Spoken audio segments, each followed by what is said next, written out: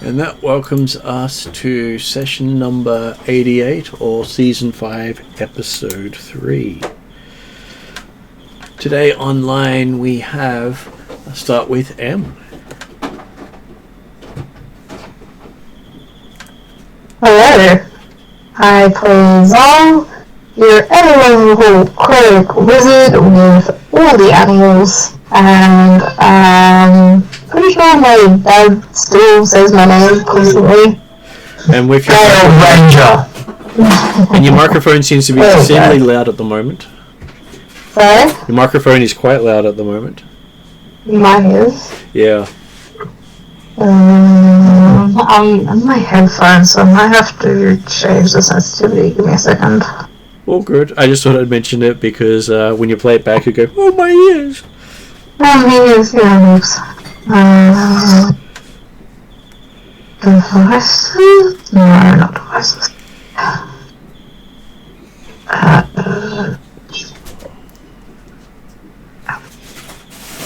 Is that better? Hasn't changed. Alright,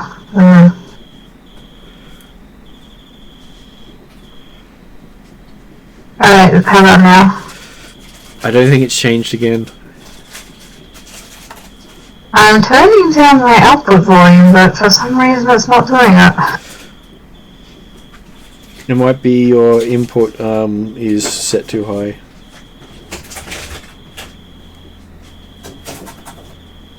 Or move the mic away a little bit if possible. Is that better? That one's a little bit better. Should be enough to go on by. We'll see how we go. Trying now? Seems to be a bit quieter, yes. Okay, that's good. Okay, so next one on I have up there is Josh. Hello, I'm Josh. I play Cheval, the Paladin. Oh god, my eyes. So, Cheval is a French military paladin. Follows Chewbacca. Can be fairly fiery tempered at times.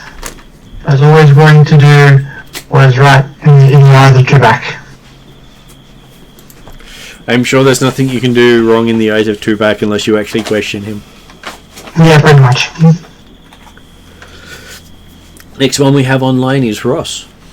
Yes, I am playing Yodri, the swashbuckling nanny of String, the space goblin that basically we think he is. Yeah, basically now, what was it? We're now coming back from me not finding much about the crash ship. Well, we sort of had a session where you weren't there for it, so it made it hard to advance your storyline. And we also ended up looking to where he landed instead of looking to where his people are, so we might find out more if we take the other path. Well, I wanted to go from there so we can actually work out where they went to. Well, you had the option of finding out where they went to or where they came from. You went to where they came from. Yeah. I wanted to start from the beginning and go making an epic journey so somebody can actually talk to their tree about this epic story. I'm sure you can traverse the 400 odd years of migration that they've been doing. Okay. Yeah, I'm not sure about how long that epic journey might take, but I have a feeling that if there's shortcuts, my tree might be okay with that. Now we'll just go for a montage. Yeah. Cue montage now. Yeah. As you traverse a year for year since they left their crash ship. That's a long time, but he is 400 years old, isn't he? Well, hey, if you spend a year for every year they travelled, you'll never quite reach them. Yeah, alright. Hey, 2 years for every year that they travelled means that you'll eventually reach them in 400 years. Let's just go with the montage thing. And, yeah, I think that sounds just fine. All good. Which then brings us to Ariadne. Oh, really? Yeah. Okay. so I am not just hurriedly putting away my shopping because I really probably shouldn't have gone to the shops before games started. I'm also Thala, Druid True Speaker, Season Fae from Alfheim. And as Ross alluded to, I spend most of my time collecting stories from my tree at the moment. And if that means putting myself in front of a lava flow, even though it's probably not the wisest decision, quite often I will do that and then figure out later that perhaps maybe right in front of the lava flow wasn't the best perspective to take this sketch from. But thankfully I have all my fellow cohorts to pull me out of trouble. And occasionally I will help them in return. And when we don't have those people, we have Drazzle. He'll turn back time for us. Occasionally. And grumble about it. Sometimes without killing us. Or sometimes before we've killed ourselves. More importantly. I think that's me. Okay, so last session you had taken time away from the spaceship because, well, you didn't think you could actually find the details you're looking for there, as everything was shut down. You went back to Durakan and investigated Raksasha instead of a Rakasta. Well, Rakasta is the space cat. The Raksasha is the lawful The devil. The lawful demon. Devil. So the devils are all lawful, the demons are all chaotic. So that made the Raksasha a lawful fiend. Yep. Oh, okay. Yep. So, yes, that's right. We did a whole bunch of investigating about the magistrate. And you believe the magistrates made some sort of deal to get the powers of the Raksasha to stop people committing crimes in his region. Yep. Yep. All right. And punishing, convicting those who have committed crimes, and then sending those on to Durakan City for punishment. That's right, because we talked to Zalus the Pure, who follows the internal truth, and Dahlia the Bright, amongst other people there who were giving us a bit of information about the kind of deal the magistrate may have made. And aren't we about to voyeuristically watch Zal have a second date with Yes, I either had my second date at the end of last session, or while waiting for this session to have my second date, and then head off back to Durakan with our letter of introduction to the... Right. Yep. Introduction to the diplomatic training corps? Yes. Yeah. Yep. And then my recommendation for my date as well to give to them. Yeah. So it sounds like, and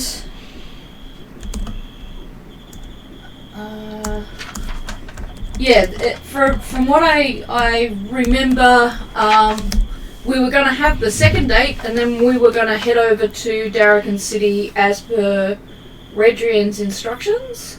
That was actually quicker to head back to Salenica than going overland. Oh, okay. Because you can use his portal network. Oh, I see. Alright, so not Durakan City, Salenica. Okay. But the option was there to take the overland long route as well. Yeah, no, I think we were going to do the shortcut. But we may just do your second date and then drop off the letter and then pursue more clues as to what's going on with Pilfring, depending on Ross's current availability for games. I think maybe we should make sure he's available for more than one game in a row before we do that. That should be next month. That should be fine. Mm-hmm. Yeah. Okay, so with that, you find that it is time for Zal's next date. So we're flash forwarding to your date. And what has Zal in surprise for her? For his what has Zal got to surprise for his date? This session. I thought rather than the pub where we have many eyes on us again, I was thinking thinking something not secluded so much, but just like a nice little like picnic where we might not quite have so many eyes on us. So, are you bringing your chaperone along? My chaperone? I guess so. She's just gonna tune out anyway. Well, all eyes are going to be on her. No, well, my last day we ended up having the whole pub brooding for me, I think, so. Well, it's always. I bring, like, some nice, like, homemade-ish food and some more flowers. Okay. So does Chauvel agree to be the chaperone for the two guys? I guess I can be the chaperone. And does Yodri make an appearance? What? Picnic, so it's going to be some free food. Yes, apparently. Yeah. Why don't we just all sort of join along? No, let's not do that. Oh, it could be from a distance. Yeah, we'll pack our own picnic, and we'll try to be Discreet? discreet, but nearby. But you're like immediately gonna fail your skills check. Is this where Zal turns around and finds Pilfring's hand in the basket, followed by Yodri as saying, "Don't mind us, we're not here." Yeah, probably. Yeah, I don't think she'll notice us due to that we are very, very skillful. I don't think Pilfring's that skillful yet. Yeah, but all I have to do is get him up to the area. Okay, so you're setting up a little dinner with Thalius. He's more than happy to go out for a picnic. He does recommend not going too far into the woods. No, it wasn't going to be too far, but just hopefully a little more out of prying eyes than the pub. You mean you want some privacy? Well, that was the intent. Unfortunately, he didn't get it. Yeah. Well, you did make us all roll, so... What, you want to roll stealth? I don't know that stealth is required at this point.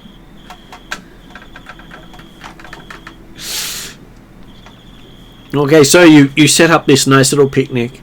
You have Thalius there, and as you're setting up, you notice that you've got a couple of picnic sites set up nearby by various party members and townsfolk.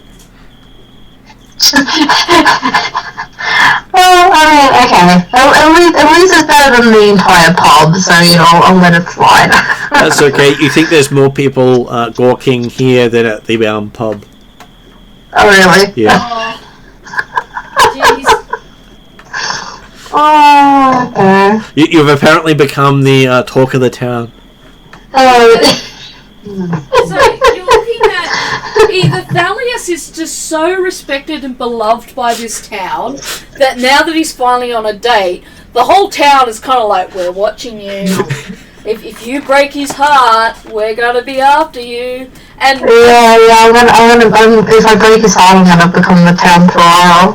And obviously the party's been together for so long, we no longer have personal boundaries. We're like, you're on a date?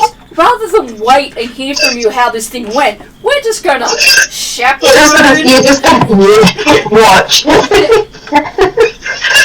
It's just happened to be that we're also planning on a picnic as well. So I'm picnicking with Pilfring, and Pilfring's doing whatever the Pilfring is doing with the utensils and that. So, Mia's happy giggles in the background, that's Pilfring, right? Sure. Yeah, probably. And in the background, you see Chocobo climbing a tree, followed by a horse. I kind of side-eye Chocobo and horse, and then choose to ignore what they're doing. They're both hanging. Yeah, anyway. They're both hanging by their feet from branches. They're both hanging by their feet from branches? Yes. Okay.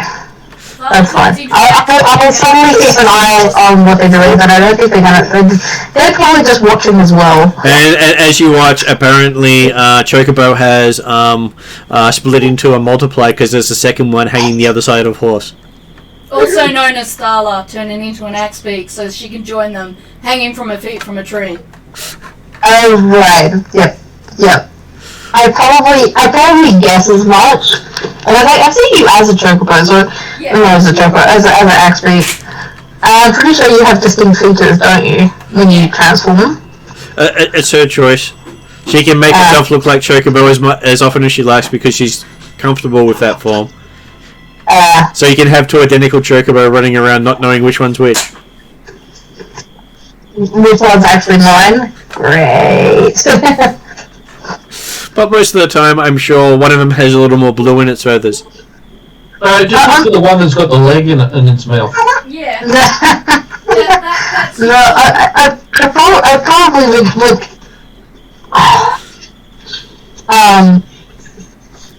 I would know which one has the magical artifacts on it, unless transforming conceals those. Transforming does conceal those. Well, never mind then. Maybe I should put a magical artifact on mine so I know which one's mine. You could. Or you just put a bell on him. Can you imagine that though? A chocobo with a bell. You could. Every now and then you hear this ring ring. And then you look up, he's been above you the entire time. He just shook the bell just to let you know he's there. It'll become his new thing. You hear death from above, ring ring, and then you're dead. And then while you're sleeping you hear this occasional ring ring. I'm sure it won't put a complex in you whatsoever. No, not at all.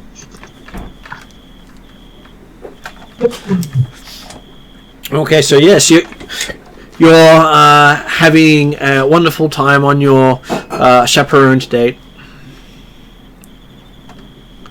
So does our paladin do anything special for being a chaperone? Or does she just ignore everyone? She's the fire for the marshmallow. Should I keep an eye out for any mischief going on? What, between the two people you're chaperoning? Yeah. Well, yeah. I'll basically keep an eye on Zal and make sure nothing goes wrong. So you have the no touchy stick? No, Pretty much.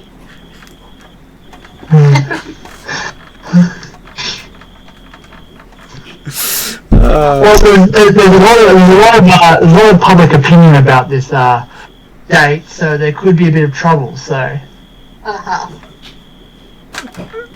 we'll see where it goes. Oh, good.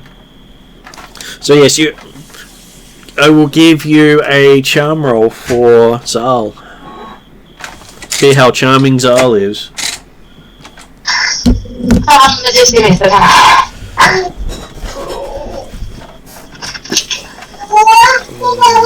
Take my socks off. So that would be a either a persuasion or a performance roll. I don't think either of them are particularly good for me, so... Well, I don't think intimidation's a great way to start off a relationship. No, I didn't say intimidation. Oh, well, as in you mean for the other type of role I can do. Yeah, Sure. no, definitely not.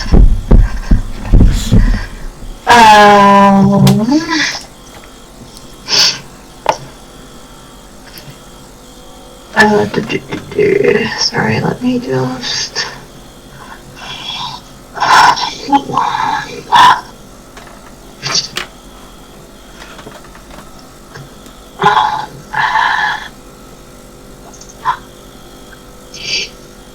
So sorry, what was the... I said perception or performance. They are both only +2, so 16. 16. Okay, so you feel really good about your date. Anything you want to have happen on your chaperone to date? I just want to have a good time, make sure my date feels appreciated, and that I'm not just doing this for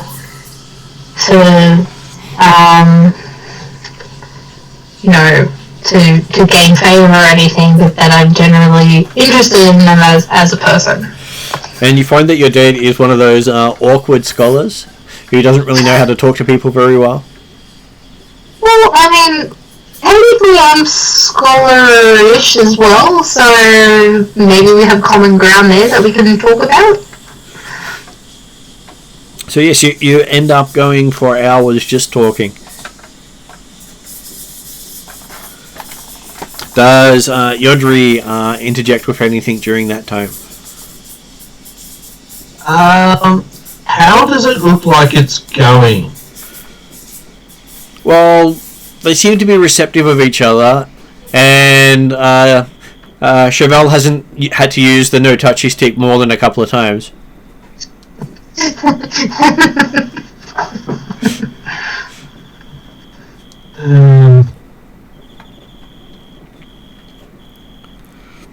Damn, got some pointers there, but unfortunately I can't really tell him about them. Unfortunately, he can't do the pussycat look, the kitten look.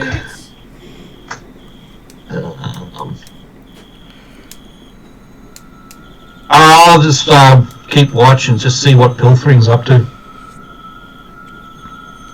Well, he seems to be playing with stuff he took from the spaceship. Yeah. What stuff did he take from the spaceship? He pilfered it. Yeah, no, I get that. Yeah, a large suit of armour that he's just taken the chest plate out, and he's now currently fitly inside it.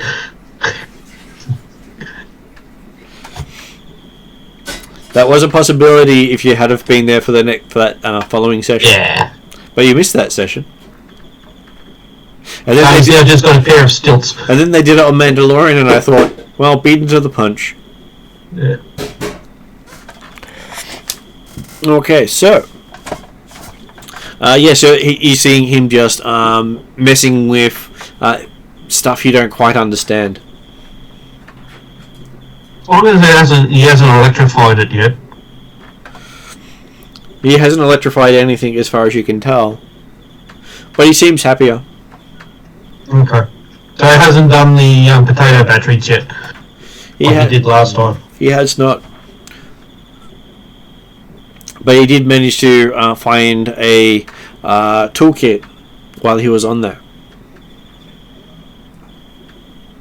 Or was it the toolkit from the goblin shop? Not goblin, the gnome shop. It wasn't a gnomish sized toolkit. Okay. Because this one has lots of blinking lights and gets a burning smell every now and then. Okay. As long as it doesn't start blinking fast, I won't panic.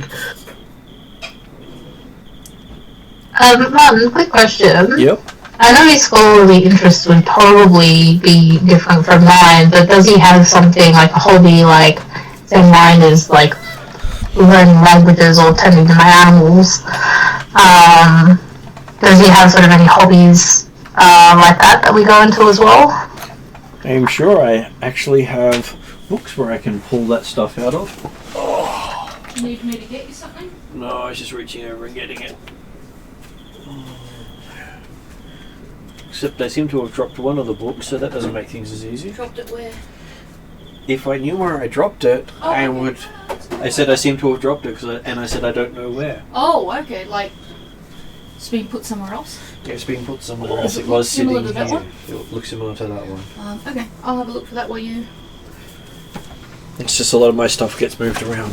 Yeah, a lot of everything gets moved around. It's the nature of this place, I reckon. Ooh. Remind me later, that we have to tell you who we met at the dog park today. Woohoo! Someone awesome. Or people you know.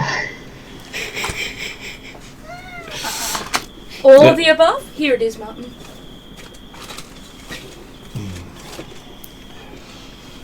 Thank you. Is that the only one you're missing? That was the one I was missing. The other ones are supposed to still be coming. I need to chase up and see what's happened to them. That magic, that spell, that's called Ask Wife. I normally try that. I can't get those coasters, I'll get them later. Sorry, I was just trying to look something up. You do that. Yeah. I thought the spell was called brownie points.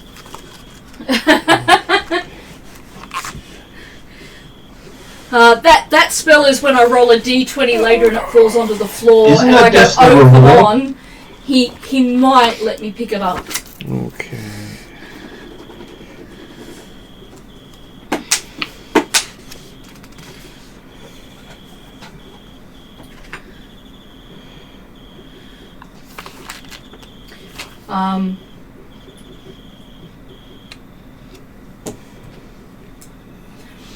Can I cast Dancing Lights over to them? You can. Alright, I'm going to do that too. Because, you know, romantic atmosphere. Okay.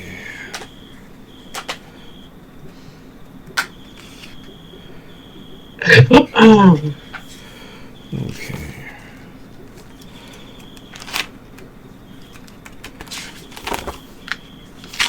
So I do have this book of charts which I was just looking through. I was going to say, what are you looking up? I was seeing if there was one that had things that they might be interested in. So do they do that for character development there? It doesn't have like interests outside of stuff. Well, I guess, Emmy, since you're role-playing it, unless Martin says no, you can just make up the interests and... That is possible. and What interest would you like that person to have? Ooh,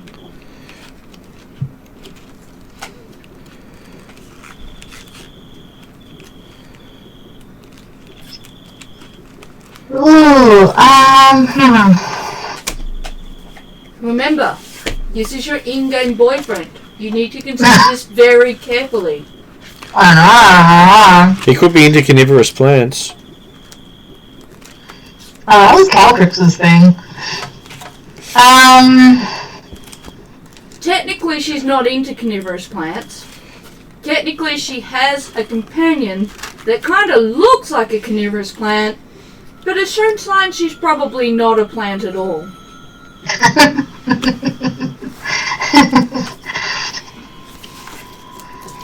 And this little bagel he's heard in the background.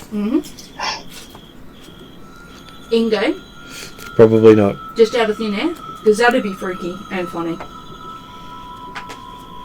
Everyone in the surrounding picnic mats suddenly does bungling, and they have no idea why.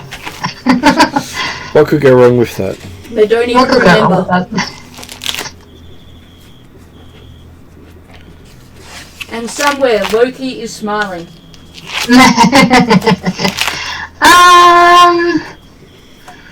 Maybe he has a like in obscure books that, you know, not many people would be interested in, apart from people who would, you know, obviously benefit from them, but he might not necessarily benefit from them, but just likes learning. Would this include perhaps, maybe, I don't know, books on necromancy? I was just about to say the exact same thing.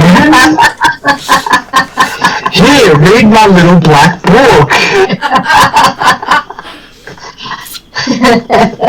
It's bringing me back to life once or twice. Mm-hmm. And I'm sure if you put him in your little black book, there won't be any connotations there whatsoever. No, none at all. I probably wouldn't share my little black book because this is only my second date, but yeah. No.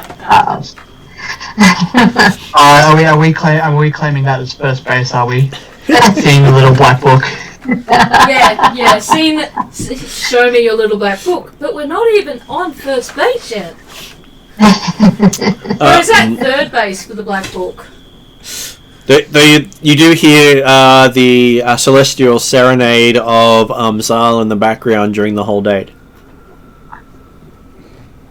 What's the significance of that, if I might ask? Sorry, serenade of what? It cut out on me, Martin. Celestial Serenade of Zal. Oh, right, yes. Yeah, it's your other chaperone. My other chaperone. Spirit of her dead father. I mean, he could ask about it if he wants. I'm not gonna hide the fact that I carry around the drift globes skull of my dad. Is the skull, when you carry it around, is it just like hanging off your belt by like its jaw or something, or eye socket, or? It's actually inside a globe. I was gonna say it's inside a globe. Okay. Yeah, it's kind of in like a, you know, those like macrame kind of like pot hangers. Oh yeah, I know. Yep. Yeah. So it's kind of like in that tied to my belt, so it doesn't like when it's lit up, it's supposed to drift away, but it drifts behind you, which is a really weird rule. Yep. So just get me straight. You're not willing to show the little black book, but you're willing to give head. Yes. That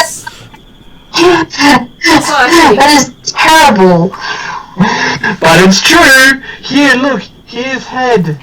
Well, no, I don't deliberately go showing my dad. My dad literally, like, you know, yells my name out in Celestial, and he goes, "What the hell is that?"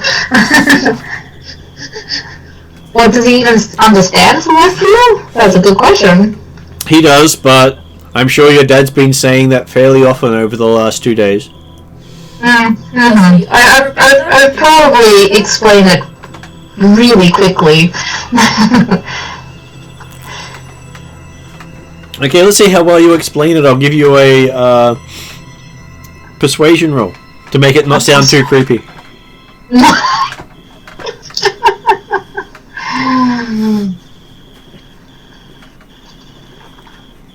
That's a good roll, actually. Persuasion. I said that was +2, didn't I? Yes. 18. Okay, so you make it sound as if anyone who doesn't have this is obviously a bit strange. So, it keeps cutting you out for some reason. We've been having trouble with Discord over the last week. It seems to want to cut out my voice. So it sounds so good that other people are starting to wonder why they don't have one. I want to start a new trend. With people putting their loved ones into drift globes as memory keepers. You look into Gothic times, and that is not the strangest thing that the Victorians came up with. I'm sure. Okay, so how did you wish to finish your date off? The whole town accompanies them to the door. No, I'm kidding. Well, it's not like they don't have a well lit up area underneath from above. Courtesy of my dancing lights. I guess we finished up with a nice dessert, and I asked if he would like to keep in correspondence while we travel. I'm all cute. Ooh, give me kisses.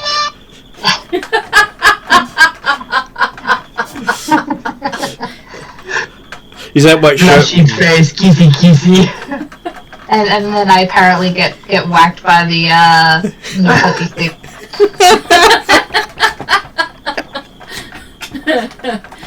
Well, that's what happens when you bring a chaperone.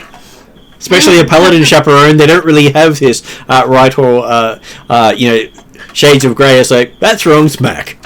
I don't know. Does Chevelle use her no touchy stick? Probably.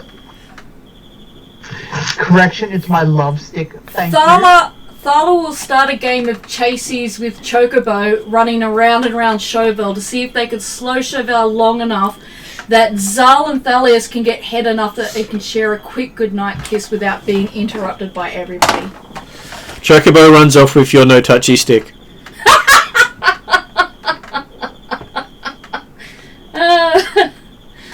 Chocobo just rolled 17. Is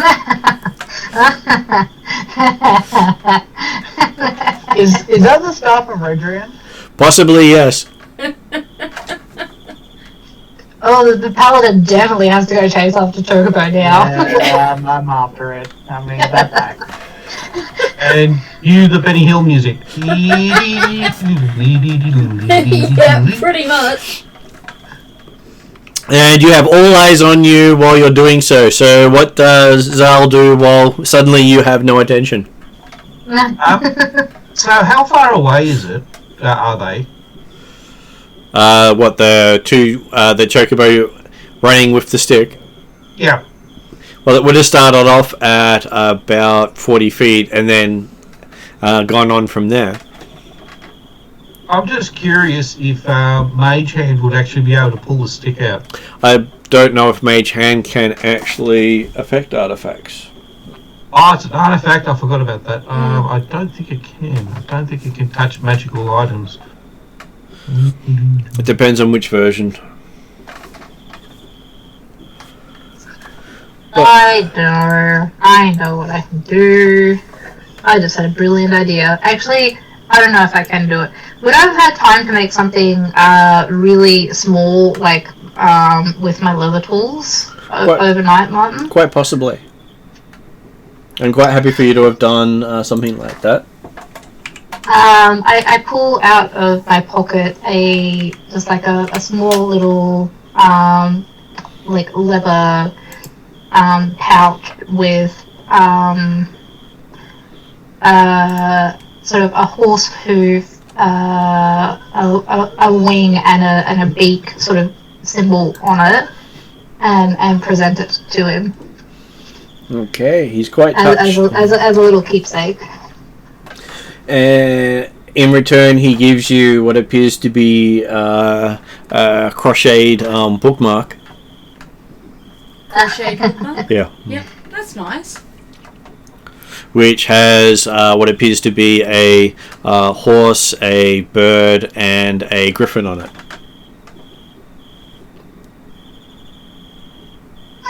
That's really sweet. I will treasure this greatly. Let's take a moment to awe this moment. Oh, overnight they both sat in their rooms after their date. One worked with their leather stuff, and the other one worked with crochet stuff, and they made each other presents. That's how much they liked each other. Oh. Ooh, pointy fingers, I'm blushing. That's gorgeous.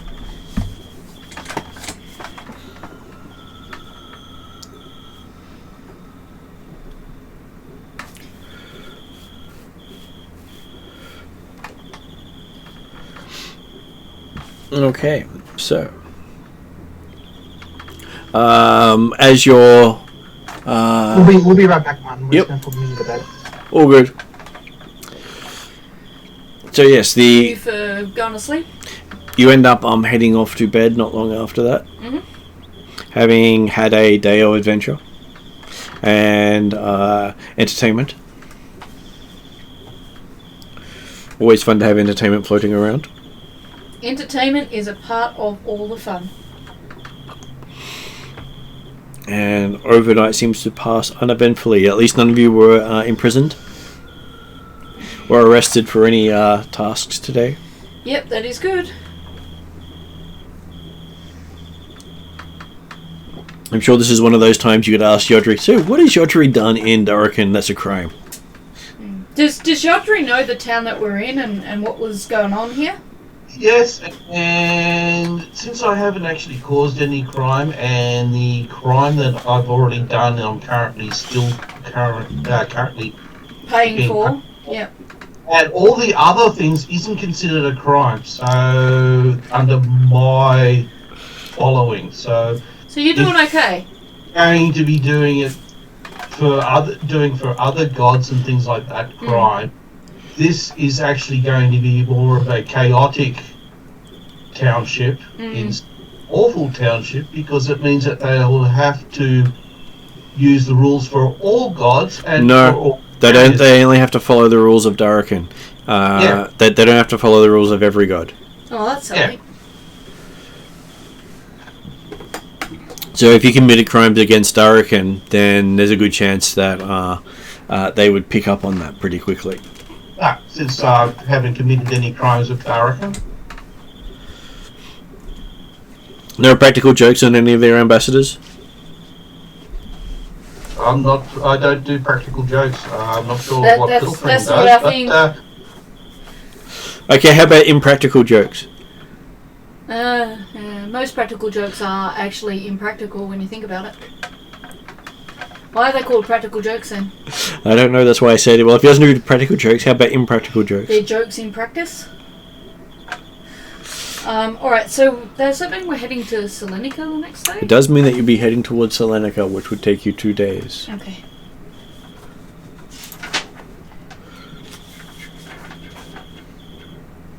There we are. Did I ask you last game how to spell Selenica, or...? I can't see it here, so I'm going to ask you again. It is S-E-L... Yep. E-N... So how are you going to prove that this magistrate is was it influenced or is a fiend?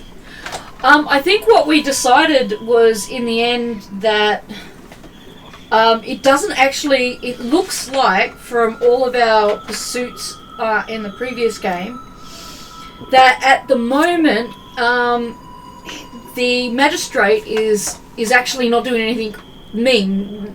He's not doing anything unlawful. Everything he does, he has evidence for. He's not actually doing the sentencing. He's kept himself out of that so that he can't over sentence or under sentence people.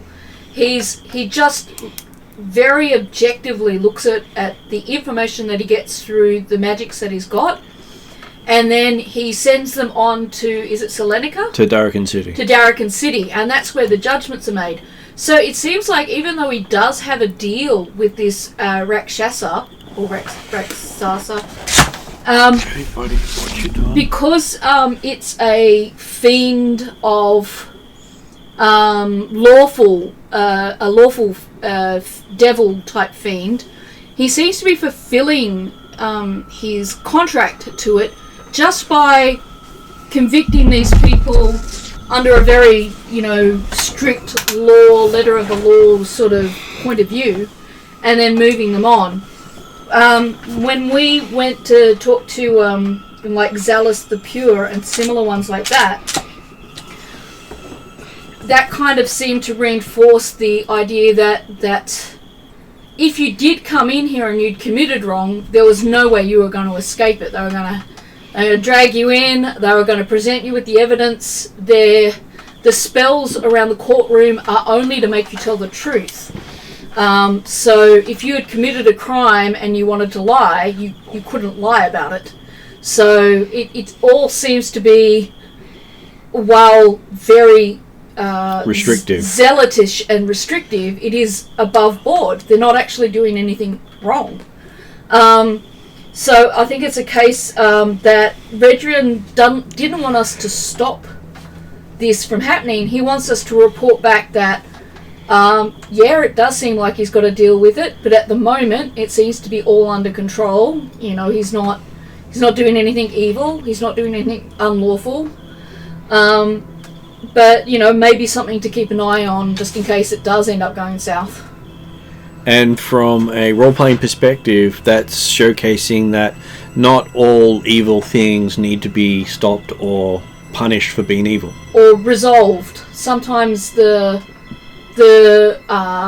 missions that Redrin sends us on is simply to find out the facts, not to solve the problem. Which I was talking to Martin about this for one of the other games. I said that's really hard because whenever I go on because I'm in the Tuesday version of this, and we had a similar mission, and he's like, there's nothing more for you guys to do, and you're like, but we should be, and he's like, no, that's a part of what role playing's about. It's about learning where your limits are and whether or not, you know, Redrin needs to send in. You know, if we're only level 10 and we're looking at a level 20 Rakshasa, it's likely that, you know, if Redrin decides something needs to be done about it, it'll send a higher level group in to take care of it. Which might be us one day, once we get up to level 20. Does that make sense? Have I over-explained again? No, it's a good explanation. Were you going to say something, Ross? No, it's alright. Yep. And since he's actually following the rules and that, the paladin shouldn't really get his knickers in a knot. No, the paladin couldn't find anything. So the paladin also interrogated the magistrate, and Cheval was actually pretty thorough, and kept him there for quite some time, but so I'm just quickly reading my notes. Yeah, so Cheval didn't find anything that, you know, she objected to, so yeah, it seemed to go okay. And also, was it getting an innocent charge for vagrancy? As I recall. Who was charged for vagrancy? The party had gotten a person charged for vagrancy. Oh, right, yeah, so that we could try and represent him. In the end, that kind of came to nothing. Well, it still hasn't come about. You've got to come back for that. Yeah, in 2 weeks, I think. Mm-hmm. So yeah, technically we need to get back here in 2 weeks to represent him as we promised, or before we leave we need to pay for someone to represent him before we go.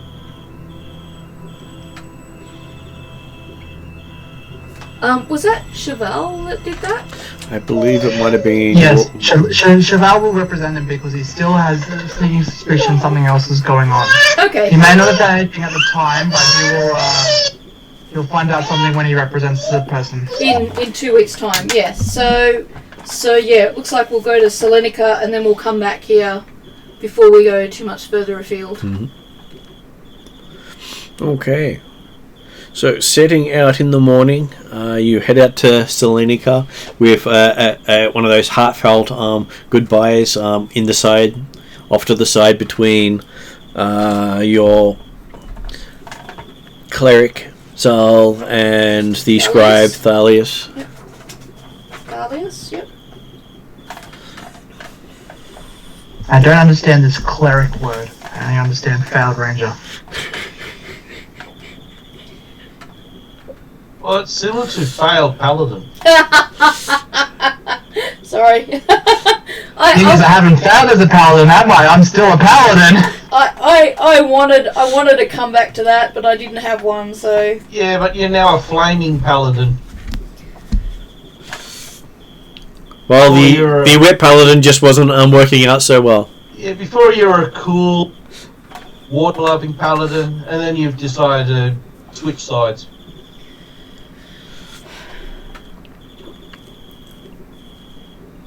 Okay, so it does take you 3 days to head back to Salenica.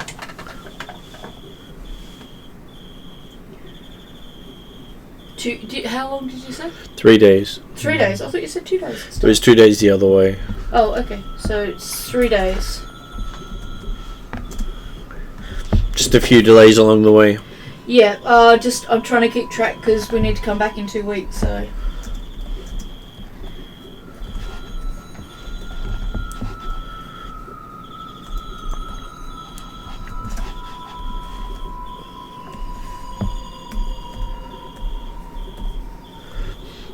So nothing eventful along the way. But when you get there, you do find that the town guard are asking about anyone interested in chasing down rogue automations.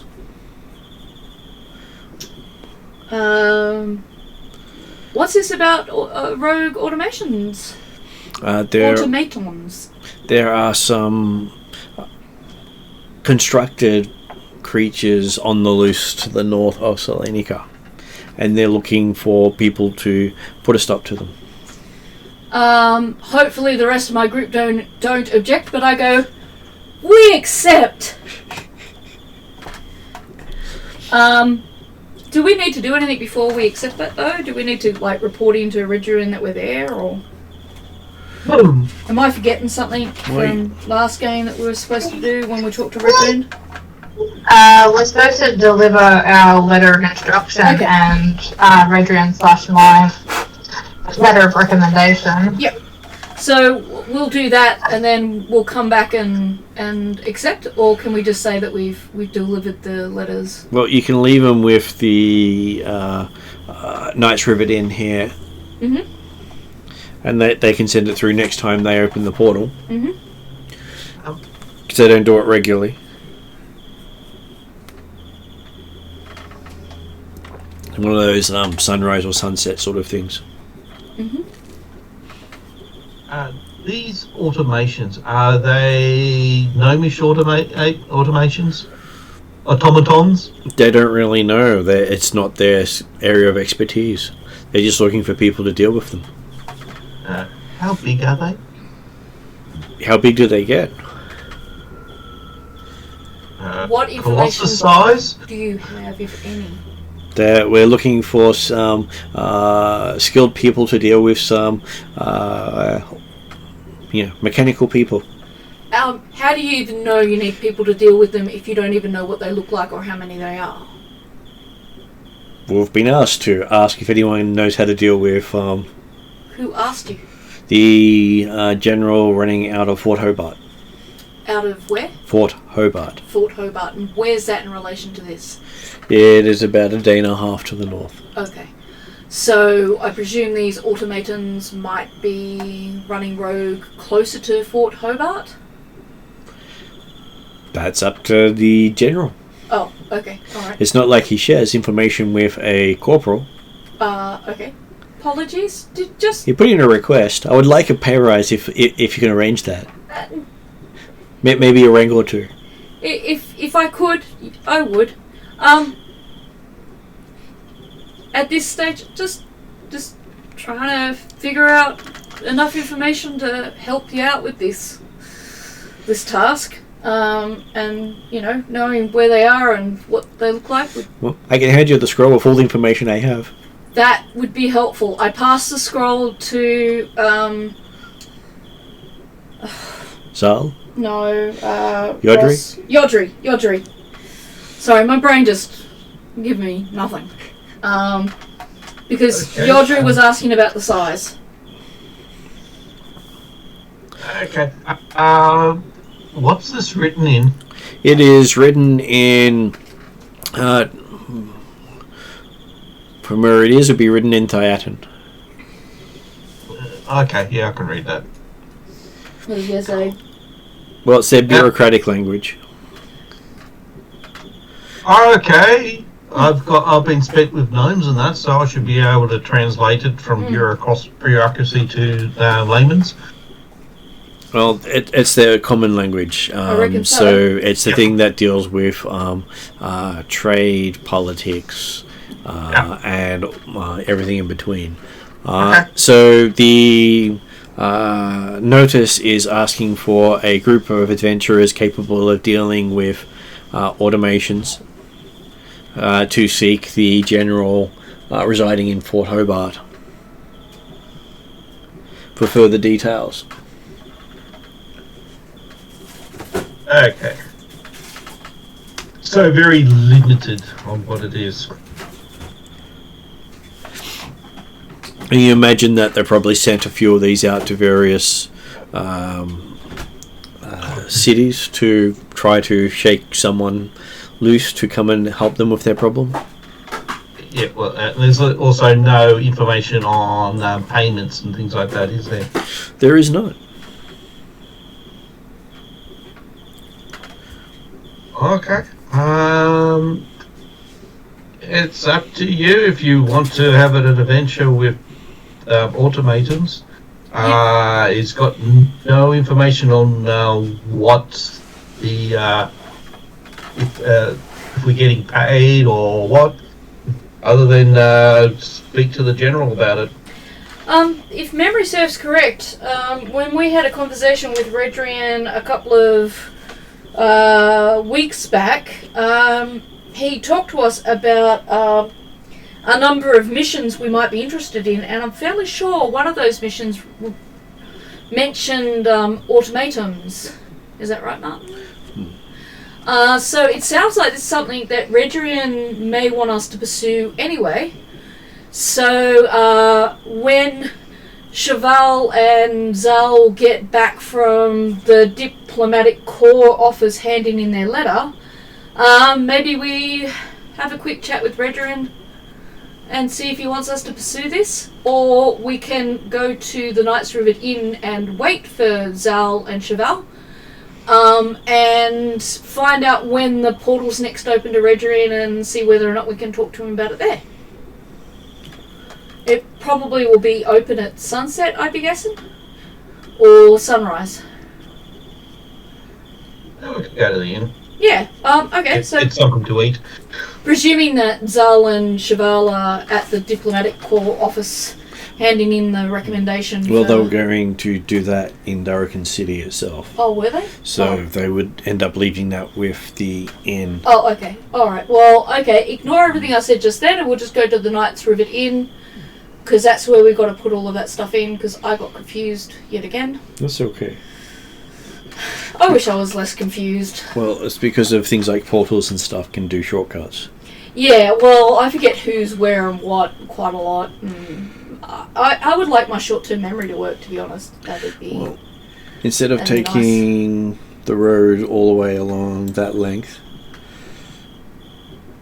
they can just do that small little bit there. It's a small bit compared to the rest of it. Yeah, yeah. So, am I interpreting this right, that these automatons are the ones Redrian had on his list of things to do? Mm-hmm. So we just need to I guess check in with him, since we were going to check in with him about the Rack Sasha and all that other stuff. And Cheval's got the Talkie stick. so we just have to wait for Cheval. Do we want to explore the township while we're waiting on them? Is Ross the only other player today aside from Besides from M and Em and Josh. Josh? Yeah. Ross, did you want to go have a look around the town? Just to kick the time. Yeah. Yeah. Well, you know, we might as well. Okay, going around, you hear that the dwarves have not brought a huge amount of trade into the city recently. They normally trade fairly heavily with Selenica, considering it's so close, but they've only sent a small contingent, about 1/10 of the amount of dwarves you would expect.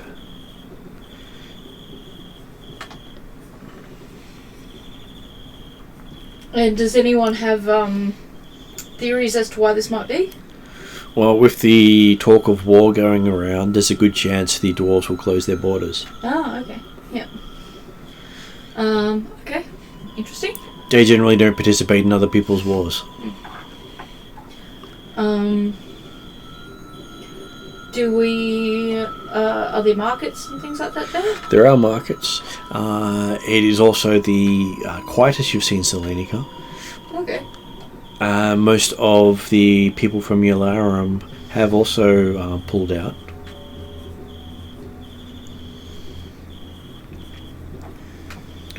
Which is the major trade partner.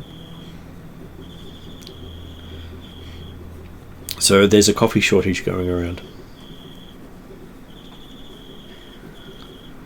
Doesn't it come through the Knights of Inn usually, though? Isn't that part of Calcrix's delivery system? Yes, but normally doesn't deliver bulk. Oh, I see. Yeah.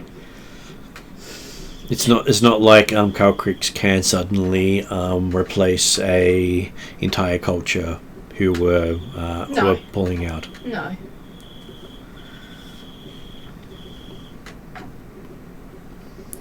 With the talk of the Master coming into Darrakan, not as many people want to go to Darrakan.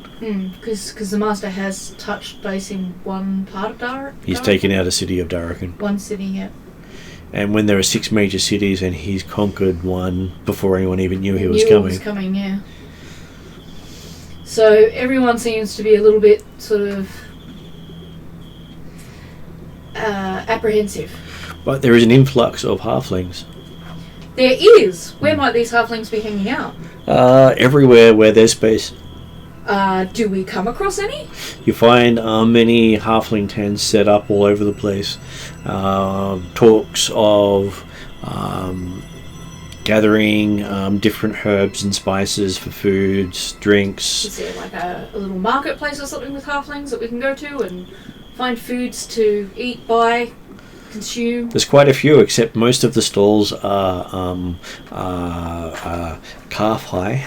Yeah, no, that's fine. I don't mind if they're calf high. I can adapt.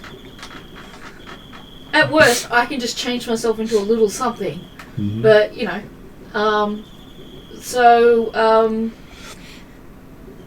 I'll find a group of likely halflings and introduce ourselves with my fellow halfling. So you find a pie stand. Mm-hmm. It's an interesting pie stand because you've not seen that many flavoured fruit pies in the same place before. Now we're talking. And they've got flavours of pie you've not even heard before. Look at the non-alcoholic versions. Well, they do have a dragon fruit pie. I'm definitely getting some dragon fruit pie. That's one of the more expensive ones. That's fine. I'm happy to pay for it. Would you like some? Costs you a whole 10 gold a slice. How much for a whole pie? Sets you back about 100 gold. Can I technically store this in my bag of holding if I wrap it properly? It may still go off because it doesn't preserve it in there. Oh, okay. Alright, I'll buy a slice for me and a slice for Yodri. Mm-hmm. Okay, Presuming you would like... I'm also going to get a jug of milk. If I remember correctly, this causes bad fire breath.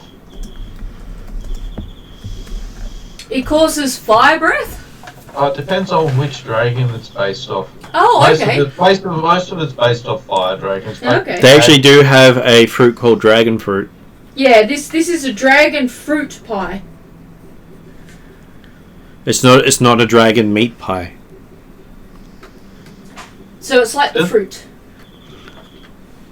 Okay. So there should be no need for milk or fire breath, although that would be awesome if it did that. Does it do that? Would you try it? Yes. Okay. So absolutely, I'd try it. Why wouldn't you? So as you eat it, you find that you've gotten a little bit lighter. Oh, really? What kind of lighter am I, like floaty light? Well, you sort of feel a bit lighter, and then you realise that you've got a pair of wings on your back. Oh, I do. You don't know for how long though. This is awesome. That's okay. I don't have to fly high off the ground. I can still enjoy a little bit of that. Okay. Cool. Okay, I'm gonna eat my slice of pie as well. Yep. Okay. So you find that you get a bit of flight for an hour. That's really cool. After we finish flying, I'll see if the store person's up to having a chat, and I ask them, why are there so many halflings? Oh, we've heard that the Master's come to sack Darrakan, and We don't like that, so we're going to help put a stop to it. You, sir, are my kind of people. You're very much my kind of people. Well, my name is Starla. Dorican's one of their major homelands. Yeah. It's one of their home away from home. And I think that it's important as a realm, actually, considering the effect that this person seems to be having upon our, not just Darrican, but upon our whole realm right now. I think it's integral that we see to it that we can, rather than run away, help our fellow other peoples face it. And I say, my name is Thala. Who might I be speaking to? Okay, they actually have a name generator. You have a name generator? They do have a name generator. For halflings? No, this one is a generic name generator. So it could be anyone. See if I have a halfling specific one.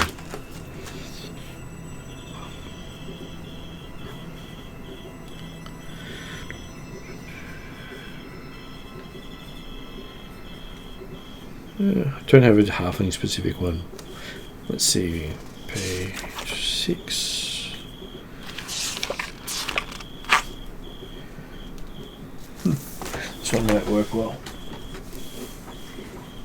While you're doing that, I also say I've always known from my experience with Yodri that halflings are very honourable, very courageous types.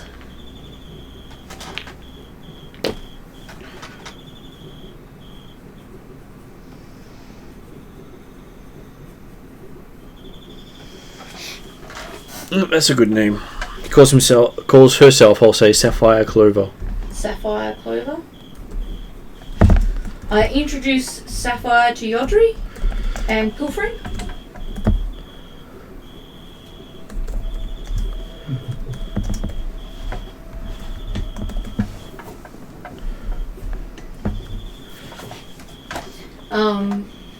So you guys are you moving on from here to closer to Darrican, or are you gathering here as a part of rallying towards this cause? Well, most of us come from Karamikos. Ah, I see. So we're trying to gather the clans from Karamikos. Where do you hail from, Yodri? Mine's seafaring. Seashire? Big pardon? Seashire? I think it'd almost be easy to say Oceanshire. Almost. Well, there's Hearthshire, Highshire, Eastshire, Seashire. They don't make life easy for you, do they? No, they don't. I was going to say, that's a lot of shires as well. There are 5 together. So it's Southshire, Heartshire, Seashire, Eastshire, and Highshire. And each of them is one word. Where's the Karamikos Shire? Is right here. Oh, okay. It's the Kingdom of Karamikos. Quite different from the 5 over here. Yeah. So the 5 here are halfling nations, all working together. Yep. The one over here is a Thiatan nation ruling over Traldaran people with elves, dwarves, and halflings inside. So it's a very diverse country instead of being like a specific sort of place for one race. Yeah, it was a wild place until the Thiatans came along and civilized it. Yeah. And turned it into a country again, because they had been a broken people when Gnolls came through and wiped out their people. Fair enough. So, do you have any knowledge, Yodri, of the Karamikian halflings?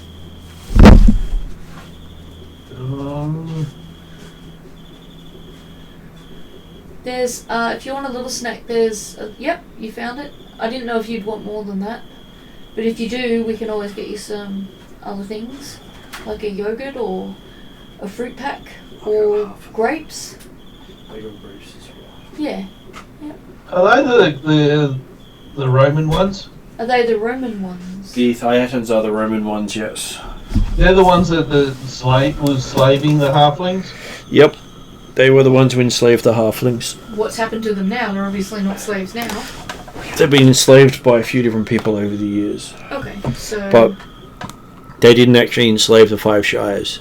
But this Karamikos, Sapphire, she comes from, where is she a slave? So they're now free peoples? Well, the Duke of Karamikos doesn't believe in slavery. Okay, alright, so they have a history where they once were. Dwarves enslaved them and wiped out their culture. Oh. Wow. That's not a little thing, is it? So much so that they don't have a language of their own anymore. That's a shame.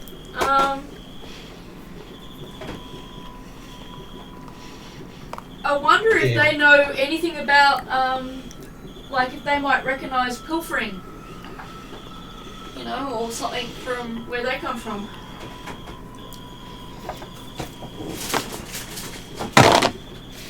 That might be interesting to find out if they know anything about this little gremlin thing. Yep, they recognise something like that. Yeah? Yep. What do they recognise? They believe there's something similar to that up in their mountains. In their... Oh, okay, up in Karamikos. That is... And the role of Natural One has nothing to do with it. Uh-huh. A natural one, you say? Mm-hmm.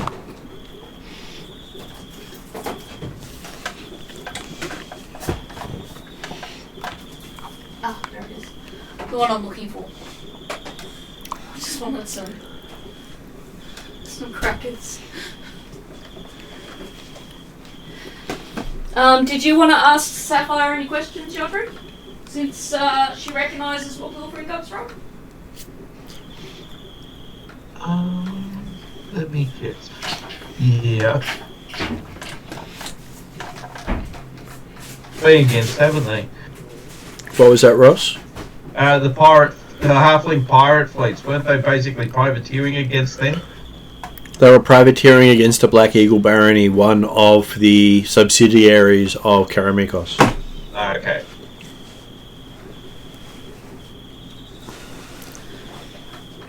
It's the equivalent of disliking Wales in England. Why would people... Disliking whales as in W-H-A-L-E, the sea creatures, or whales as in W-A-L-E-S, the country? The country. Right, okay. Can you say that again, because my brain's processing slowly? So the Black Eagle Barony is similar in influence as Wales is in England. Right, okay. And how does the Black Eagle Barony relate to what we've just asked? The 5 Shires generally is at war with the Black Eagle Barony, but not with Karamikos. Okay. And the Black Eagle Barony is separate from Karamikos? It's part of Karamikos. Okay. So does that mean Sapphire is a part of the Black Eagle? No. Okay, alright. So there's no conflict there. Well, she does say that most people in the Black Eagle Barony are enslaved. Oh, well that sucks. Do you want to pass your plate over if you want some cheese to go with your bread? Sorry. Just sat down again. So, you recognise this little, green guy from the mountains, you say? Whereabouts? Oh, I'm sure it's the, where you'll find giants, you'll find, little green guys like that. Amongst the giants? That's interesting. How, like, have you seen one personally, or?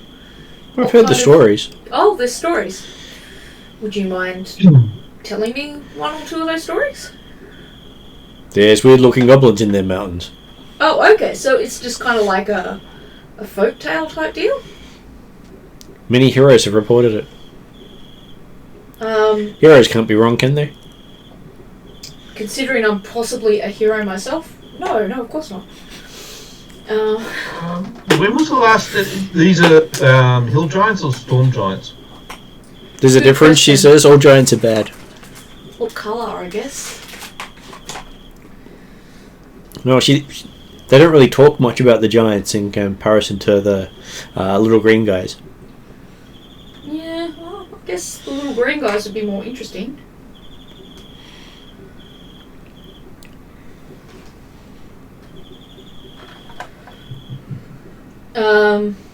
So do storm giants look different to, say, forest giants and so on? They do. Storm giants. Give me a brief sort of. Storm giants are generally a lot bigger. They also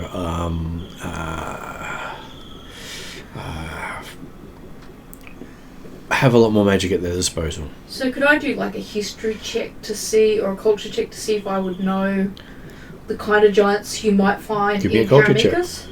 check. The storm giants, don't they also wear a lot of metal? Or is that I'm getting confused with someone else? Fire giants normally wear a lot of metal. I thought the storm giants were the high giants. I said fire giants. Oh, fire giants. Yeah, they're the metalsmiths. Okay. So is that a history or a culture check? I said culture.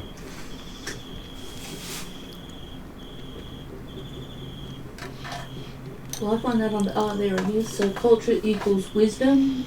I'm proficient at. So that's +5. Mm-hmm. So... 21. Mm-hmm.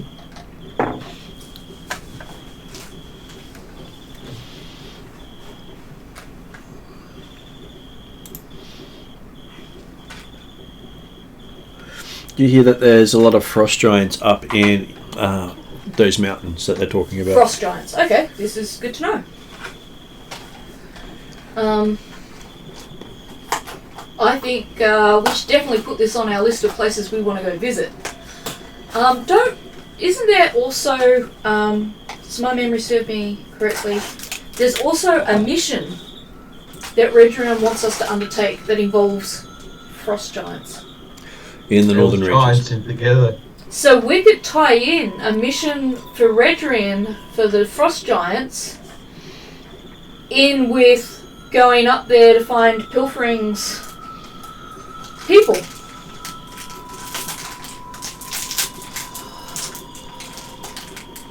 Yeah, I've got to do my... I think you might have scissors around or something.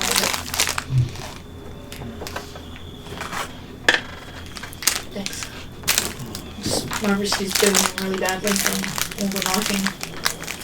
So what else has been happening in the world over there?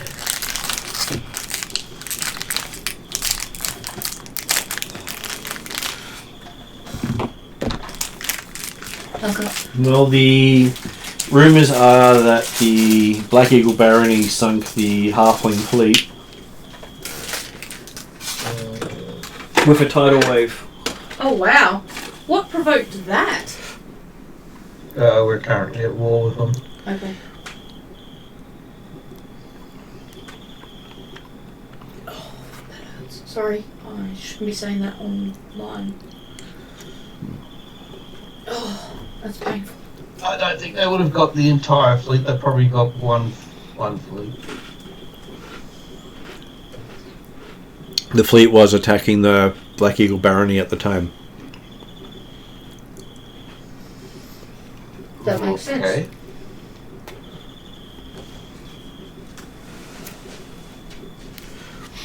And the rumours coming from Karamikos, not from the Five Shires. So the Five Shires say they sunk the Halfling fleet. So just because one person says it doesn't make it true, but doesn't make it false either. It's from their point of view. So, any other races coming from Karamikos down to help Darrakan with the threat they face, or is it just the... Well, the Halflings are the only people who don't have a standing agreement with the Duke. Oh, nice. They're basically separate families that are not united, except for, in this case, this is something that they've chosen to stand for.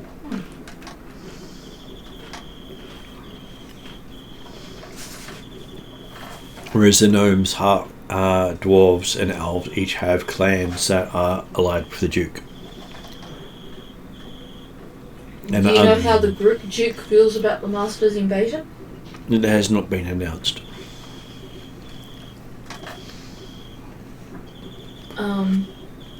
But as the Duke is a subsidiary of the Theatan Empire, there's a good chance that he will be going to war with Alphatia.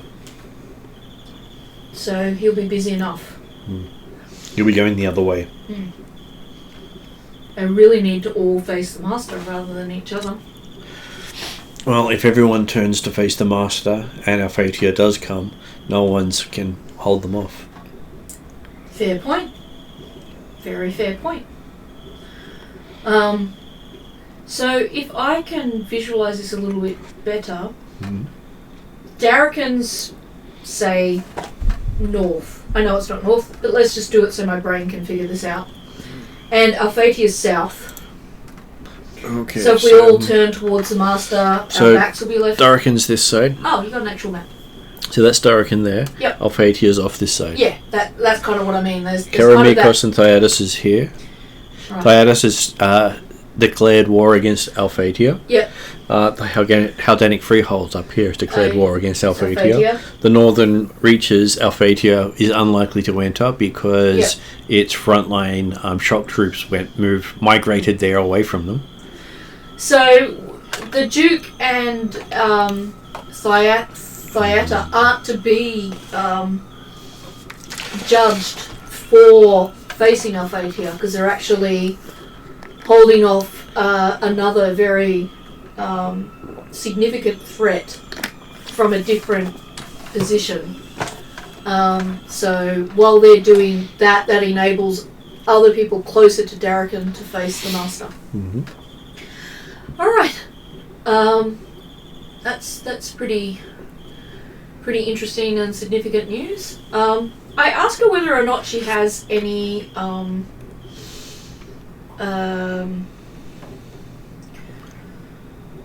other news from her travels from Karamikos down to here, like if she's heard anything else or if she's noticed anything significantly interesting. Well, significant thing of interest is the Duke's Road killer has taken to killing outsiders. The Duke's Road.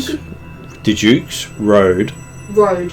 killer has taken to killing outsiders and has been targeting giants. Sorry.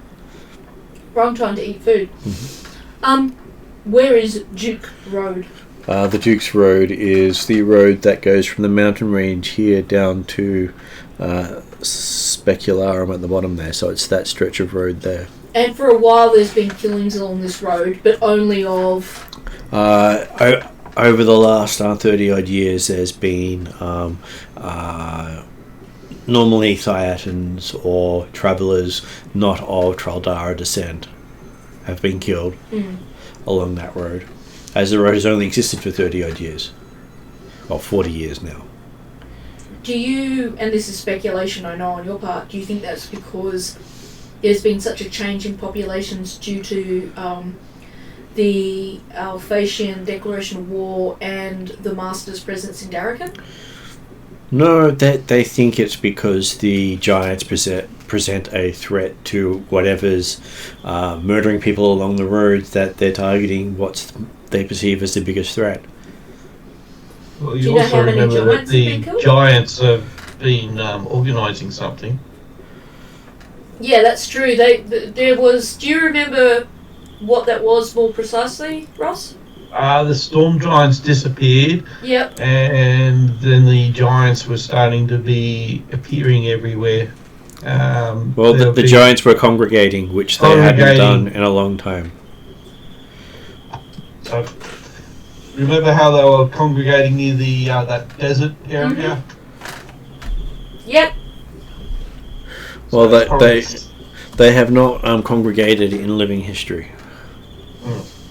Wow. Okay. I definitely need to make some friends with some giants.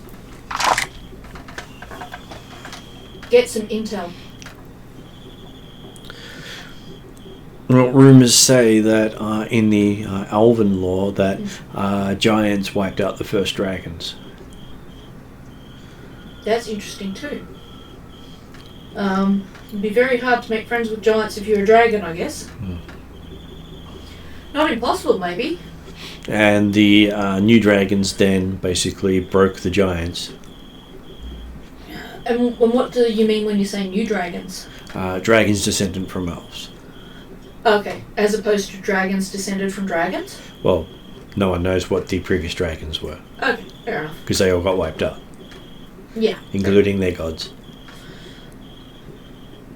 Yeah, that sounds like more history than I can deal with right now. It sounds like there's not much more. Did you have any more questions, Jodri? I'll probably just looking at different pies and ordering something else that's interesting to munch on. Yep. I too will ask her if the fruit pie was the dragon fruit pie was really good. I'd like to get another 2 pieces for my friends. Mm-hmm. And I might get an extra piece for Drazzle, I think, and maybe one for Horse. Mm-hmm. I think that's probably all I can afford. Hopefully that'll be good business for her as well. And I offer her, if she wants to be a pen pal, how to contact me, and we can share letters if she ever has a desire to write and would like to share news. She gives you her details so you can get in touch with her. Pen pal achievement unlocked.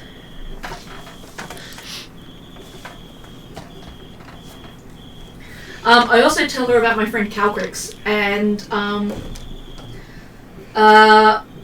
offer her a sample that I have of my own of Calcrix's coffee, if she'd like it. Oh, she always loves coffee, she says. Well, I give her some coffee and in a spirit of friendship and pen palery. What other pies does she have? Well, she has her infamous clover pie. Mm-hmm.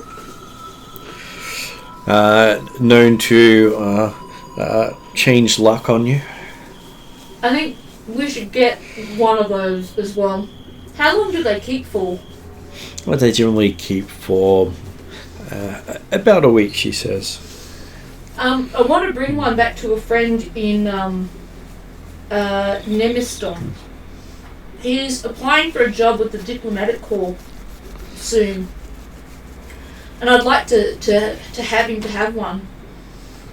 How long do you think you'll be in this area for, since we're not going back there for about another 10 days? Well, they're hoping to see how things turn out, and then they'll probably move west. Is west anywhere near Nemiston? Yes, it passes through Nemiston. When you pass through Nemiston, if I pay for it now, could you drop off a pie for Thalius the Scribe? More than happy to. Could you put a card with it saying from your friend Zal? More than happy to. Thank you. Yeah. So that's the good luck version, Mm-hmm. not the bad luck version, the one that's been put out for a couple of weeks. Yeah, that is definitely. That's a good one. I would have liked to be eating that pie. Well, when you get lucky, someone else gets unlucky. I will pay for the pie for Thalius, and I will pick up a good luck pie for us. Mm-hmm. And I'll store that in my pack. Yep. Did you want a good luck pie as well, or did you want something different? No, I'm fine. I'll just get. You don't want to get lucky? Well, I'm happy to share my good luck pie with you. I've just got a bad feeling that if it was me doing the pies and that, I'll probably put an additive to make it a little bit addictive. Does she look untrustworthy at all? She's a halfling. To most people, they look untrustworthy. What if I've known a halfling for all of my party time, and I don't think that as a result of knowing Yodri, I feel that halflings are trustworthy. Does she look like she'd likely put additives into her pie? Well, I'll give you an insight roll. Yeah. Oh, that's not going to go well. I see nothing at all. Insight. I do have that, so it's like a whole 7. I don't notice. She poisons me, she poisons me. No, it wouldn't be poison, it'd just be something addictive. So basically you would want to buy it again and again because it's really, really good. I'll know in the morning. Do you want more than that? Yeah, it's be similar to the addiction to coffee. I'll know in the morning if I need more pie, although I'm not eating the pie straight away, so... Gnomes have been known to put in addictive stuff into the food they sell. But she's a halfling, not a gnome. Depends on the family. I feel sorry for you, Yodri. You're so distrusting of your own kind. Yeah, I'm not distrusting of my own kind. It's something that I would do if I was a baker.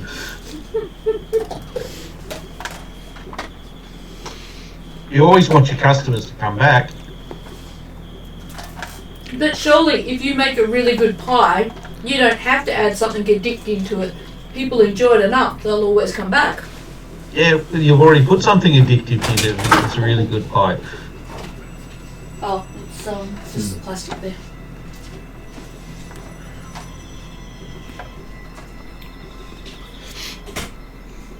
But the clover pie does smell delicious. Yes, but as I've eaten a dragon fruit pie already, I'll pack that. I'll take my slices of dragon fruit for Zal and Cheval. Mm-hmm. Bid her fairly well. She wishes you a good trip. Yep.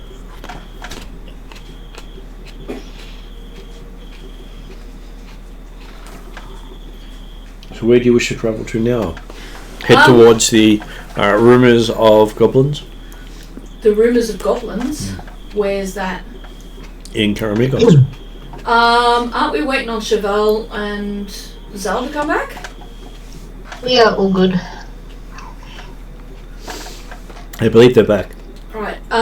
So when we arrived at the city, they were talking about needing people to deal with automatons in the area. But since we've got automations? Automatons, yeah.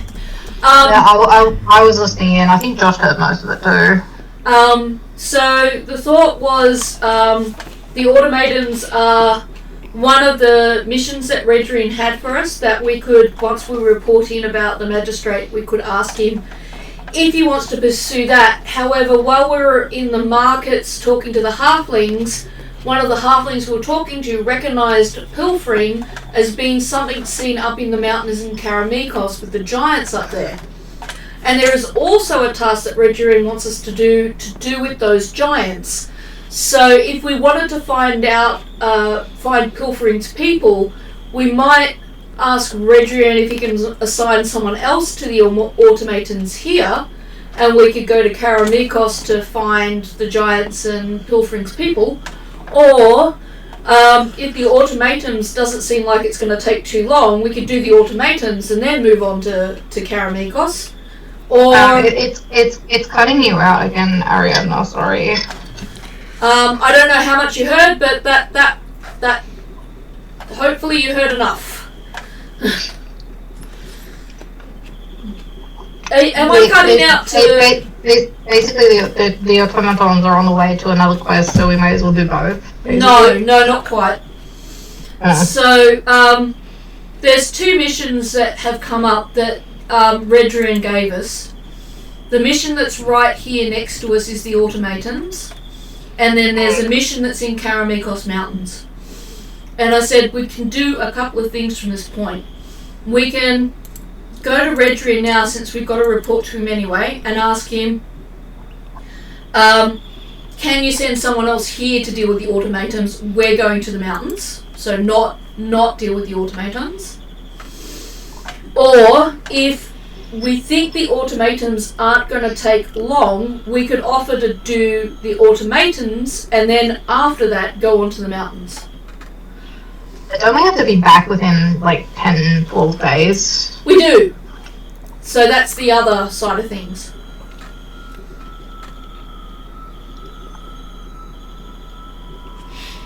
Well, as long as it's less than 3 days to the destination, you can be back in time for your appearance. How long will it take us to get to the mountains? Well, you can technically go straight to the mountains from where you are, depending on how good you are at mountain climbing, but you might not be able to take all your gear with you. We could store some of it at the Knights River Inn here.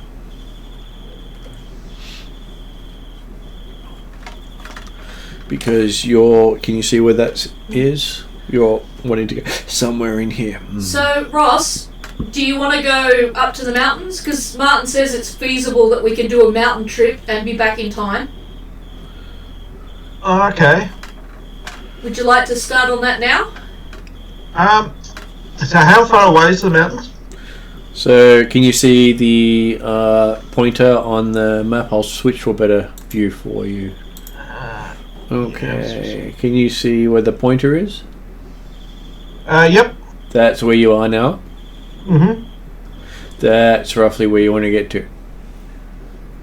That's a lot of mountain range we have to go through.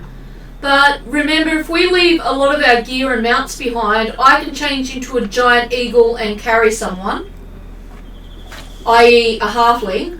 So we just need Zal and Cheval to be able to get themselves through.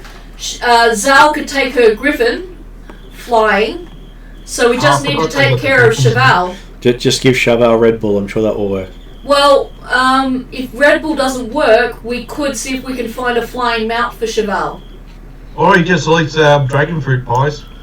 Yeah, we'd have to buy an awful lot of dragon fruit pies, I think.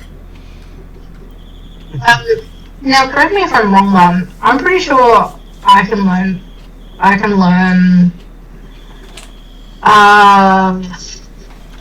the magic skill fly, and I'm pretty sure that can be cast on other people. That would be a good option. Quite possibly, but you need 3 weeks to learn it if you don't already know it. I need, sorry? 3 weeks. 3 weeks. 3 weeks? It's a week per level, minimum.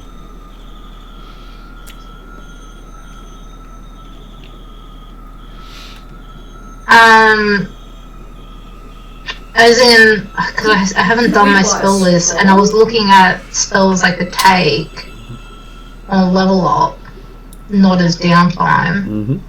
I think that's one I could take. It is one you could take. You could have learnt it as part of that. And when you cast it at a higher level slot than 3rd, you get to touch an additional person and they can fly for a whole 10 minutes. How often can you cast it a day? Wouldn't it be easier to see if we could find a mount? I mean, either that or I get my griffin to, like, you know, bear hug the paladin. That's possible if the paladin would allow it, though. I'm not a fan of these. The other option is we could see whether we could try we just got ourselves a lucky pie. We could try our luck that there are some other griffin riders in town and they'll lend us one of their mounts.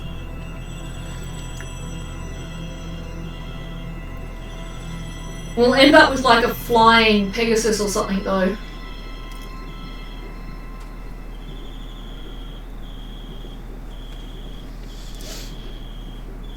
Yeah, trying to find other things that allow you to traverse the air is pretty hard. Especially when you're limited to the 3rd level spells. Don't you have an entourage of griffin riders with you? I do. We could also make like a sling between 2 riders that we could put the paladin in. Yeah. Why don't we do something like that? Sounded better than my thought, which was he says child restraint for Chauvel, and then we carry Chauvel behind us, dangling on the child restraint. Yeah, so tie a rope on the paladin and just let him fly through the trees. I don't think I have much choice.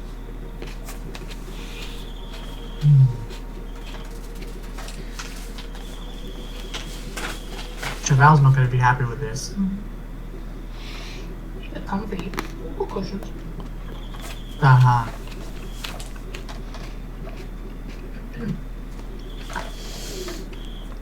I can also use face step maybe, but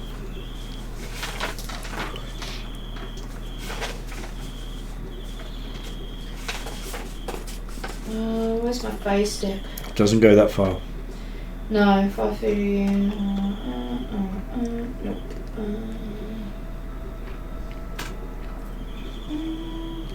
Yeah. Well, I do have a parachute spell. Well, Good old Featherfall. how long would it take us to travel there then? Is it feasible? With flight, it's very feasible. Yeah. Is it feasible that we can get us all there if the Griffin Riders carry Chauvel? And It's I carry Yodri? Also possible that Zal's Griffin can carry Chauvel as well. Yeah. Oh, well, yeah. How many people can the Griffin carry? Probably 2. And if you've got your other Griffin Riders there, though, why not just ride the Griffins up there? Like, instead of me wild shaping for 4 hours and carrying Yodri, how many Griffin people do you have with you? I think I had 10. I think I took 5. There were 5 Griffins and 5 Griffin Riders. Right. In total? In total. Yeah, so if there's, say, you take Chauvel, and then I think I took 3. either we borrow one or we have 2 Griffin Riders take me and Yodri, and if we want Drazzle to accompany us, although I have a feeling Drazzle won't need a Griffin, he'll just ride horse. Horse doesn't have becomes wings. a Pegasus. Alright, well, do we want to do that and see if we can make it up there? Yeah, sounds interesting. As long as I'm sitting on something, I'm happy. I wasn't going to be bloody baby hammocked across mountain ranges. But it was so funny, and No. some of us need that light and laughter in our hearts. Well, then we just make fun of the cleric. You sure Chauvel doesn't want to... I'm sure Chauvel doesn't want to do the Superman moment. The Superman That sounds like a really good They've just been hanging and doing. Just pretend you're Superman. Alrighty, do we want to report into Regerin and just advise him about the magistrate and now set off for the mountains then? Yep. Martin, are you okay to look up what the mission in the mountains was? So that we know what we're actually doing for Regerin up there, presuming he's okay with us doing it? I can, though I did point out earlier that the frost giants are in the northern reaches. Oh, okay. So it's the wrong giants. Okay. Well, we'll just go up to the mountains then. Sorry, I missed that. I miss a lot of things. I wish I didn't miss a lot of things, but I do. And when they're handing out brain transplants, I'm putting my hand up for the first one. Okay, so yes, you fly east into the mountains.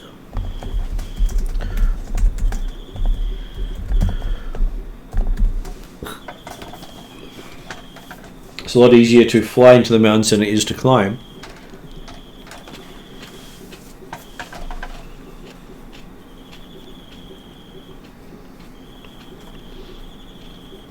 So we fly into the rising sun.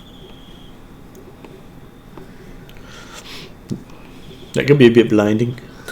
Probably, I'd rather fly into with the setting sun at our backs. Well, I was going to ask for a perception roll instead flying into the sun.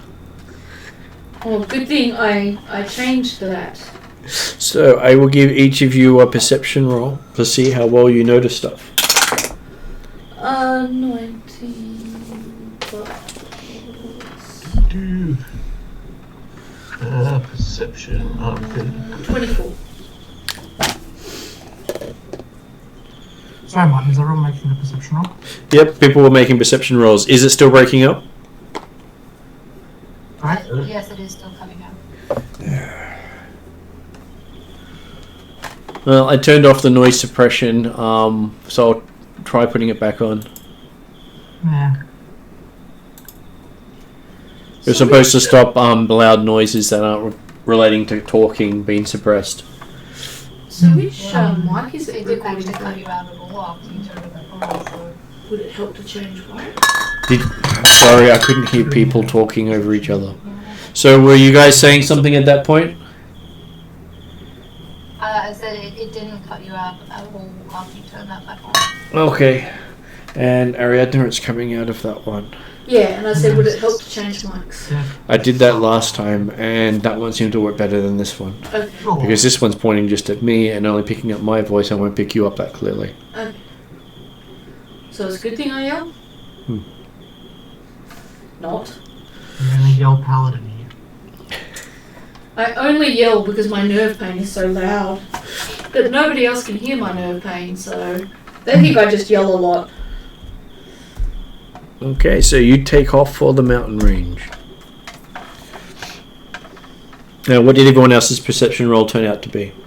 I got a 22. So an average roll for me. And Josh and Em? Cheval got 17. I also got 17. Okay, so obviously flying together it helps. Mm-hmm. Yeah, you look left, I'll look right. Mm-hmm. I'll lift you off the griffin and you can be the periscope.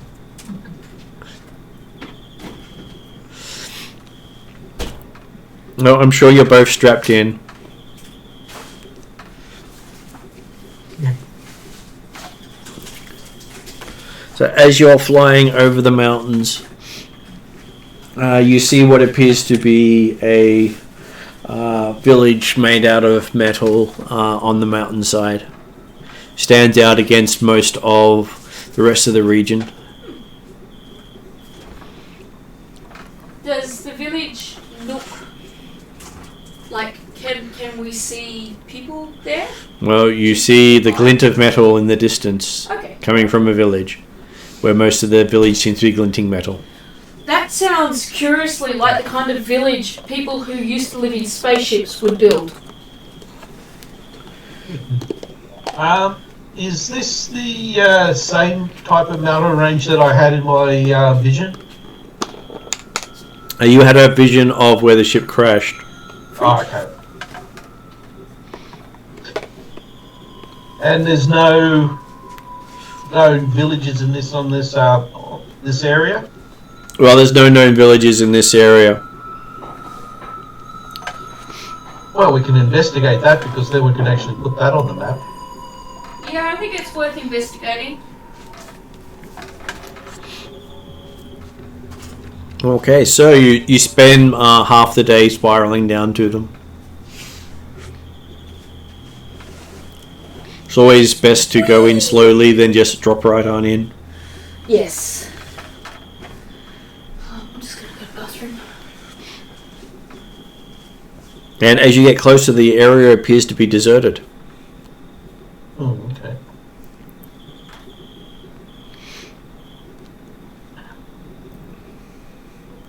Well, hey, there are worse things that can happen.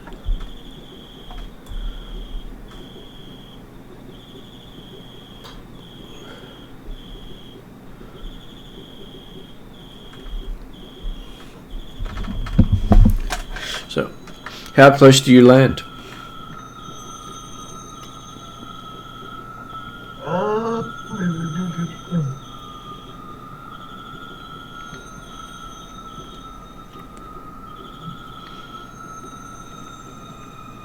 There's no so there's no sign of movement or anything when we buzz the town or the village, I should say. Do you actually buzz the village?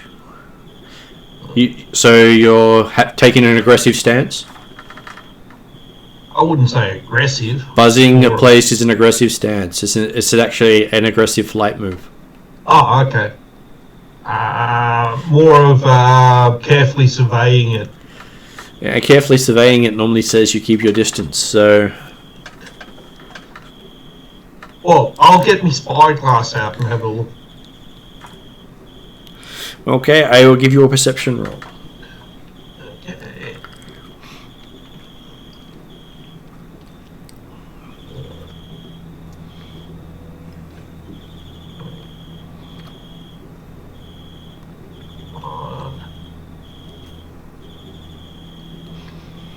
Should not have done that bloody update.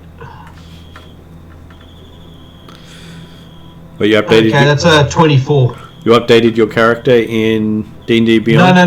No. I updated a driver, and it basically is causing everything to run very slowly.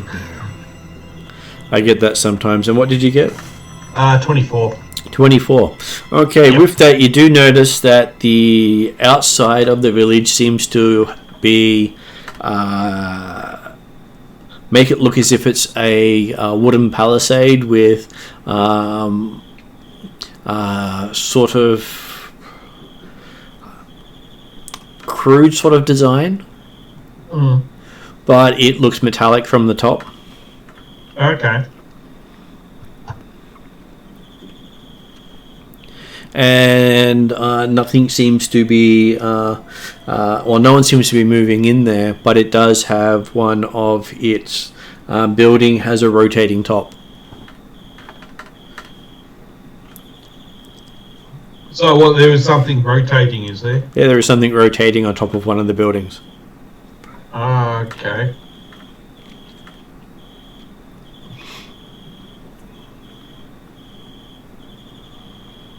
Okay, so does it look like a was a windmill or type thing? It does not. It's nothing you recognize. Okay.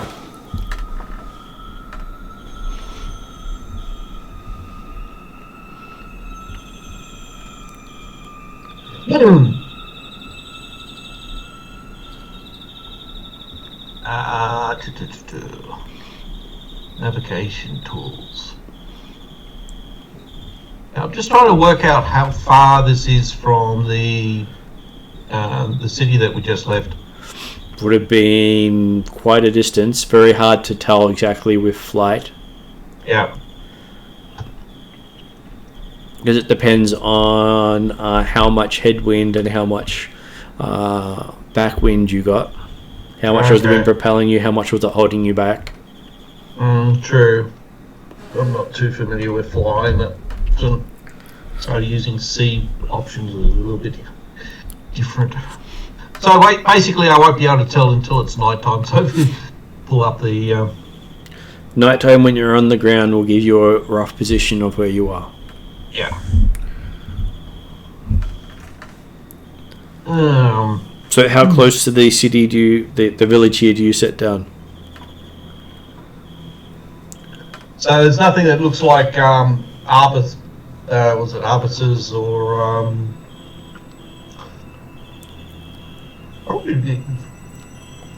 probably set down near. Is that? Can I actually see where there's the gate to the township? You can. They do have what appears to be a big wooden gate on the outside. It seems to point south. Yeah. The other thing is, how big is the? Can I see any doors and things like that? So I'm just trying to work out the size of the occupants of that. So well, considering you're not actually there, you don't know exactly how far away it is from you. Means size is relative. You've got nothing to give you a scale unless I you're was there. saying, so there's no trees next to it or anything like that? There is nothing living near it at all. Okay. And, So I was just and trying no to work out if it- skeletons or no things. There are rocks nearby. In scale, in comparison to a rock, as in a stone facing, doesn't really tell you much. Okay. And you don't have Well, something yeah. that gives you how far away from you it is. Okay, well, I'll land near the gate then. How near? Oh, probably about... How big's the clearing of the area near the... You can't see anything close to it. You don't know how big the clearing is because, again, Okay. there's no real scale to where the Oh, clearing okay, is. yeah, well, It's up the I'll mountains. do be like 100 yards or so away. You aim for 100 yards. Give me Yeah. a survival roll. This is not great for... Well, you're aiming for something you don't have a scale for. Yeah.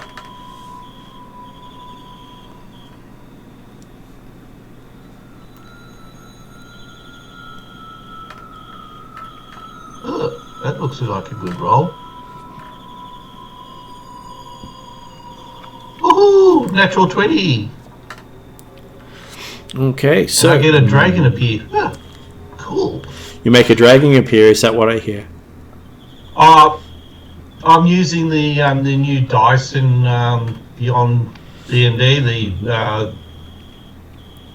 It's for the Dungeons and Dragons movie. Yep. And when you roll a natural 20, the big red dragon appears.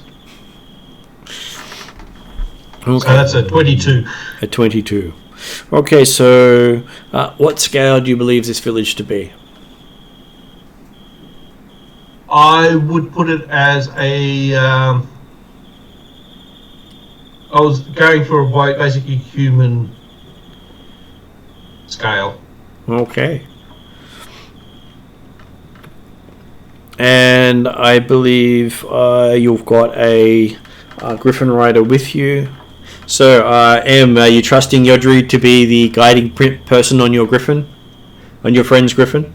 Your follower's Griffin? No, not really. So, Yodri's pointed where he wants to go and land.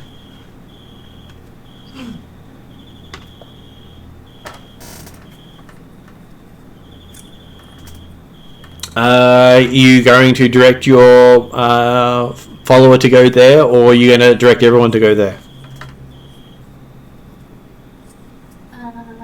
What is it, survival? Yeah, what's a survival check? Yes.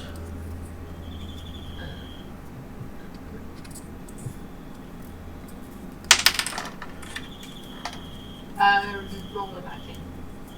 You rolled a 19?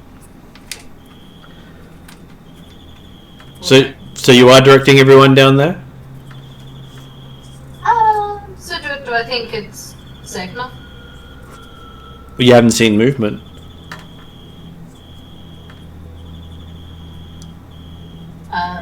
Is the clearing big enough for all of us to land safely? Hard to tell. You're not exactly sure how big the place is. Are we landing in... Well, if it's a giant village, then landing what you think is 100 feet away from what is a normal size village would be probably close to 1,000 feet away. Whereas if it's for small size creatures, then you'd probably be within 50 feet instead of 100 feet. Right. So it would be worth descending further before we decide? You Can could. we do that safely? You could probably do that safely. You haven't been shot at yet. Okay. It might be Yeah. worth seeing if it's a actual human size then. And so with Yodri's critical success, he does note that the surrounding area around the village itself appears to be circular.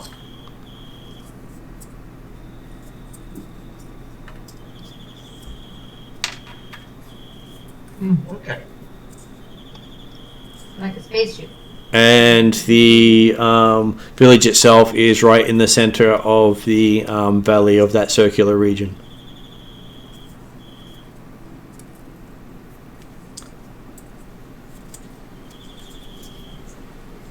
I'm not going to cut you out again, I think. Okay, so I said Yodri sees that the area is circular and that the village is in the center of the depression of that circular region.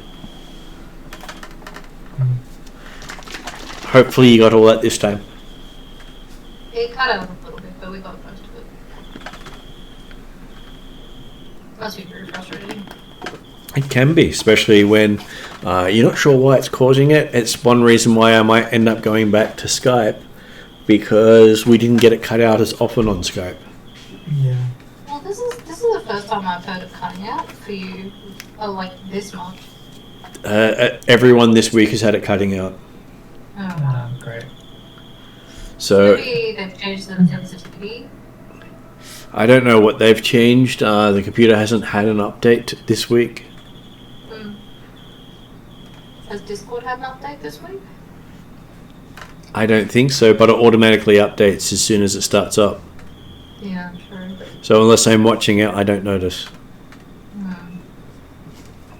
Most other things asks if you want to update it.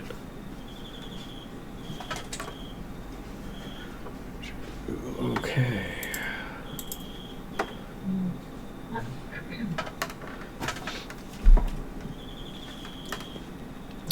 The last update was on March 20th.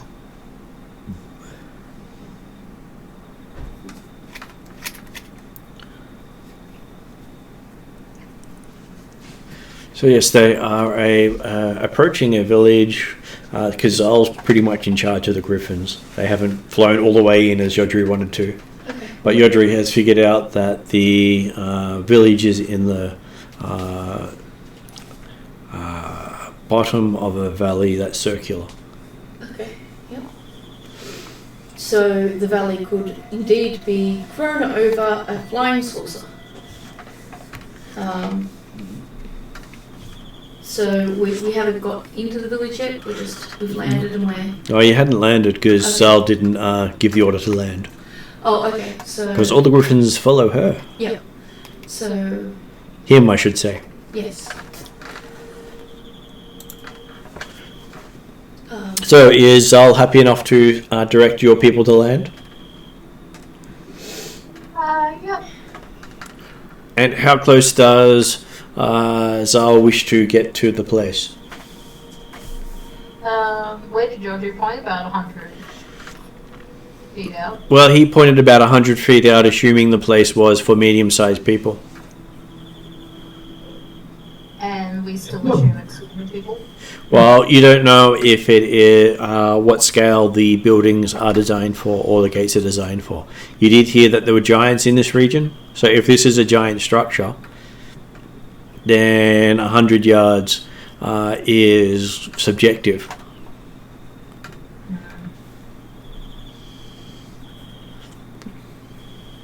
I mean, we could always land and reassess. You can. So, Land in the city. Let's do it. So Pierce Chauvel is voting to land inside the village. I think maybe landing outside of... I think a bunch of people on Griffiths landing in the middle of a village of giants might not be the best way to introduce yourself. No, we always got to fly in and say hello. Yes. Hello. We could land outside and then walk up to the entrance and say hello. Nah. Sudden entrance. My vote Well, is the gradual entrance. Well, I don't think it makes any difference what we say because Zal's the leader and they follow Zal. That's true. And they are Zal's Griffins. That is also true. That's Although technically I could be flying on my own, although I'm not. So could Chauvel, except it would be a sudden stop at the end. Yep. Yeah. So we see the druid jump off and shift into eagle mode. She may do that depending on what the griffins start doing.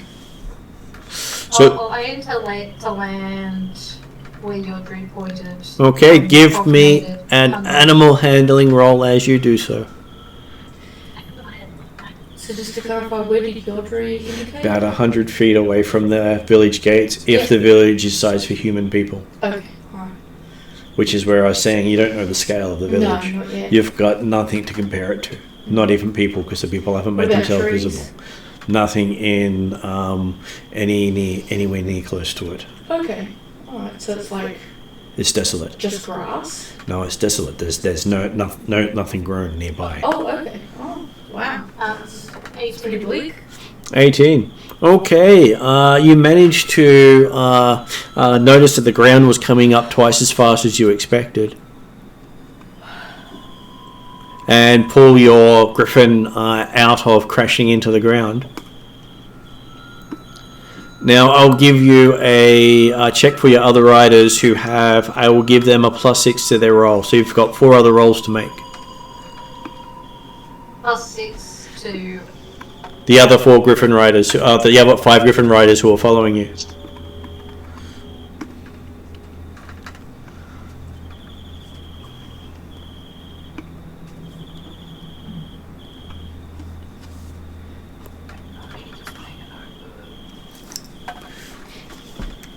The ground unexpectedly comes in close.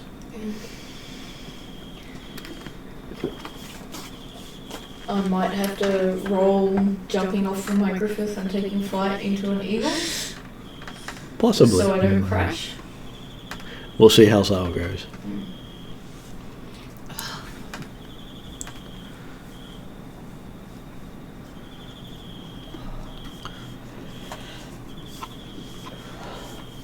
How did the rolls go? Just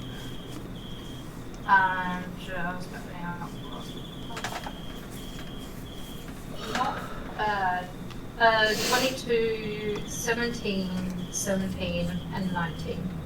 And I forgot the 5th one, so you got 1 more to go. Oh, there's 5. Okay. Yeah, you do have 5 followers.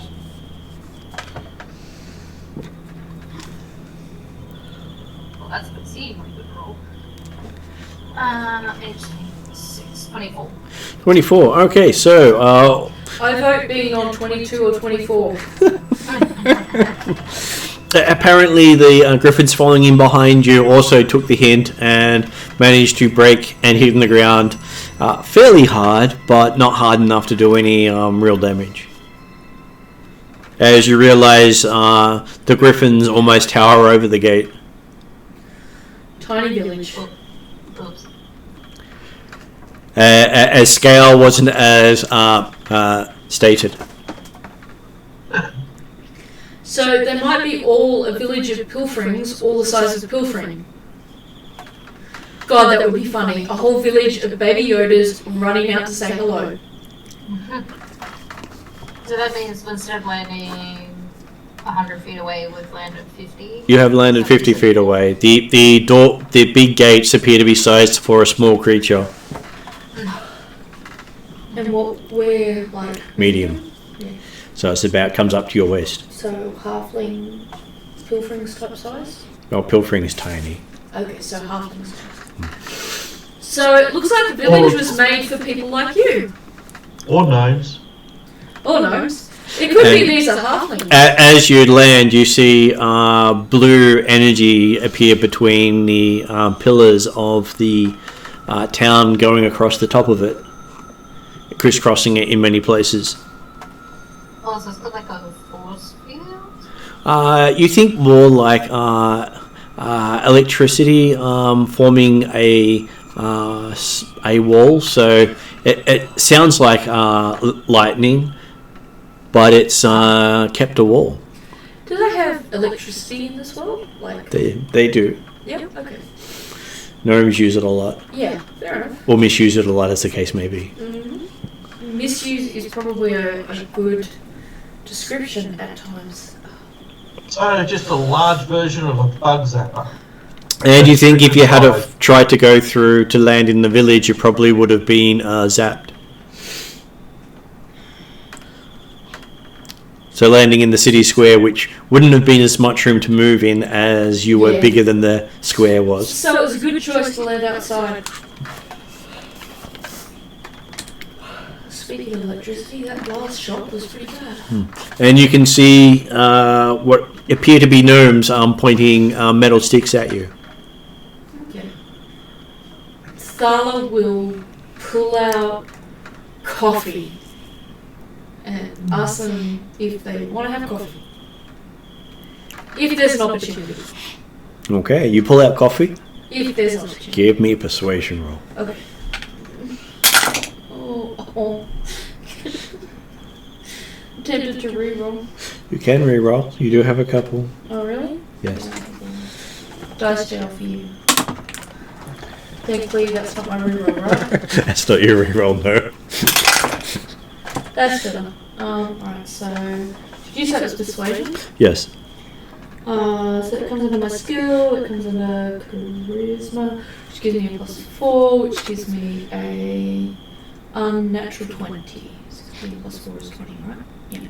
And if it's your skill as well, you get to add your 4 for proficiency as well. So 24. 24. Then? Yes. So my addition is All good. not doing well. So you hear something, an amplified voice coming out in a very broken Traldaran, saying the elf may approach. Indeed, the elf approaches, and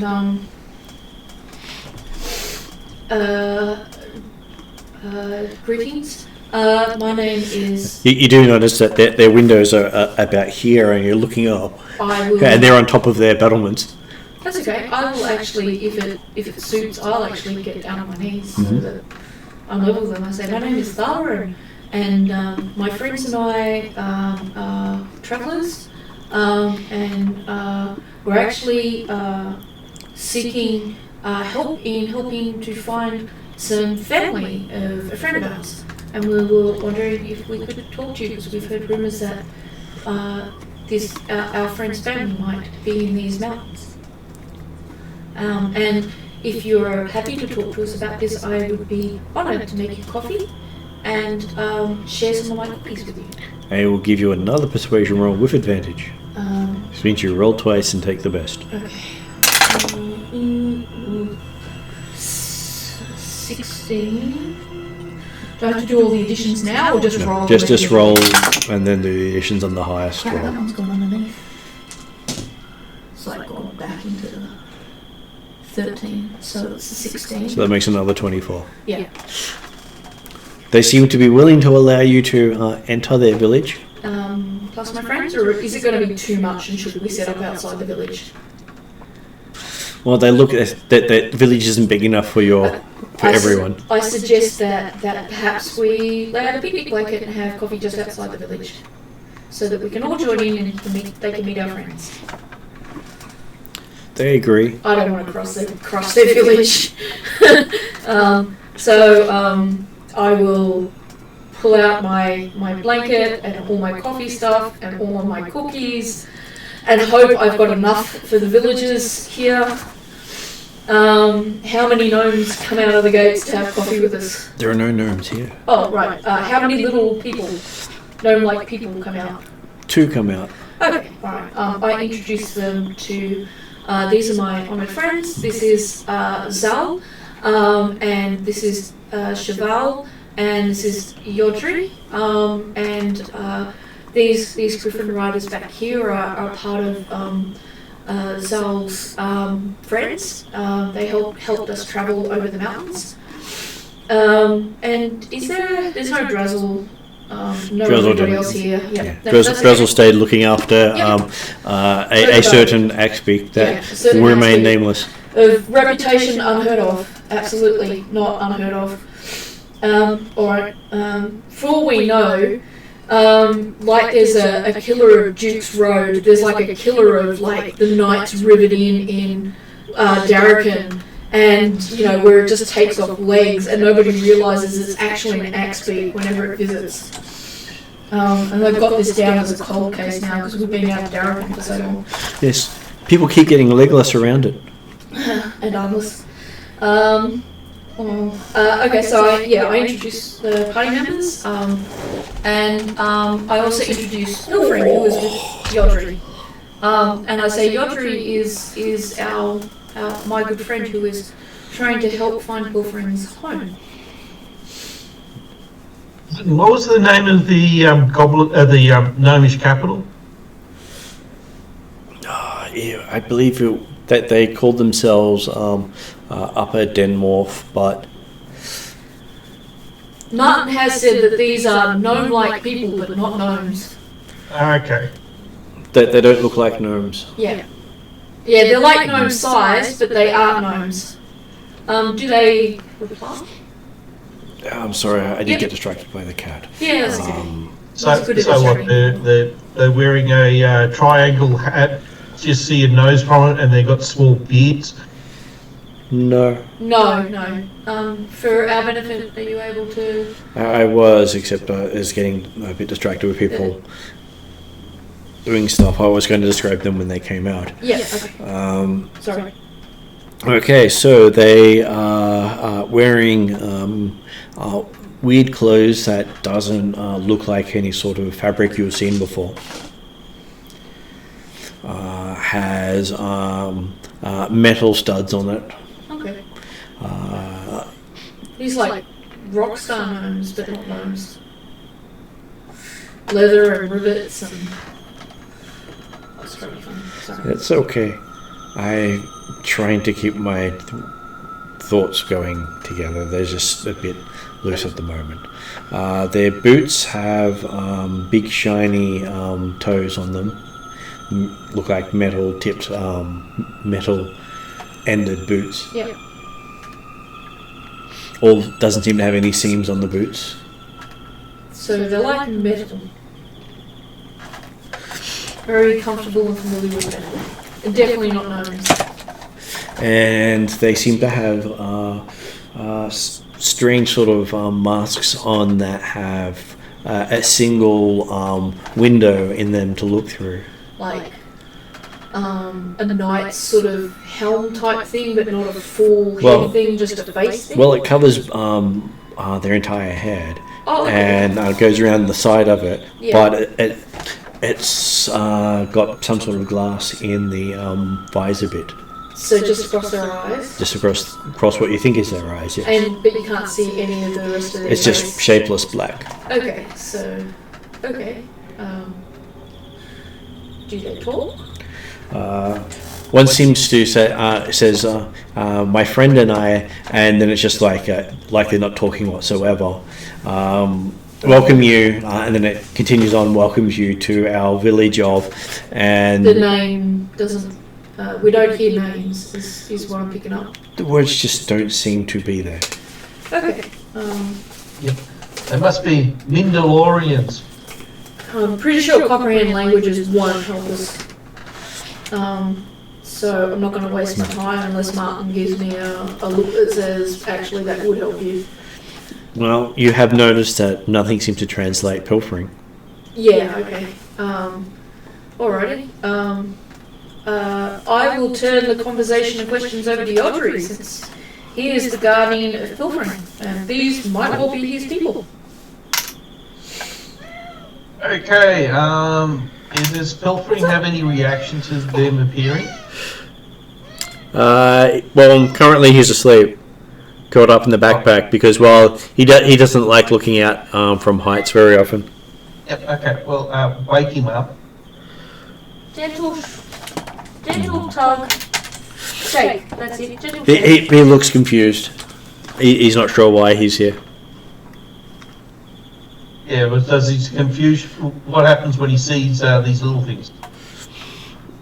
He just sees what you see. He doesn't see anything in particular at this point.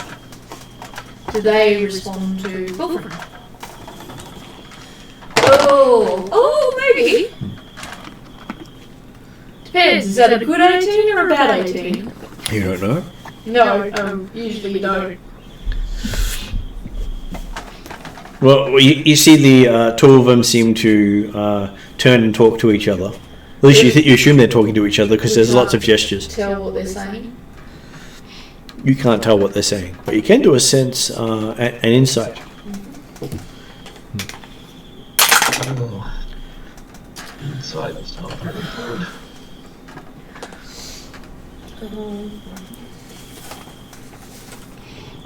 Sorry.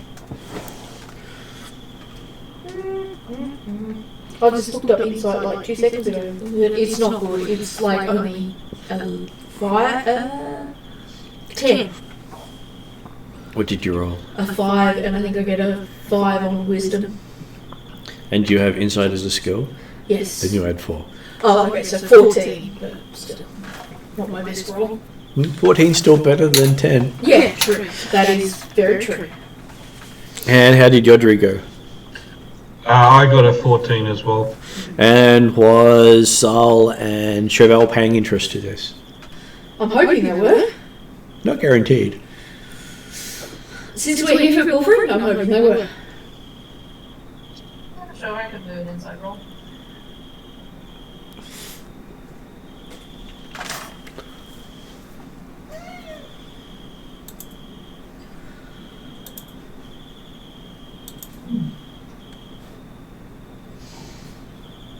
What's up, Daryl? 18. 18.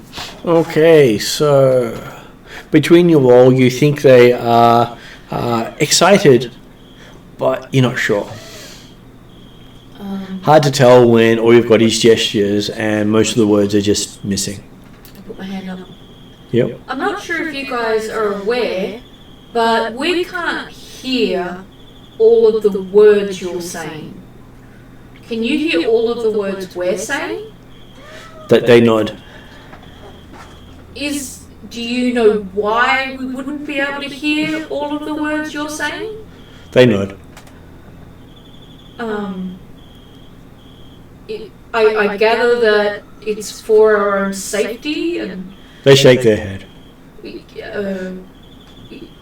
would it be okay to hear the words you're saying? And is there a way to do that? They shrug. They say, takes time. Okay. Magic not work.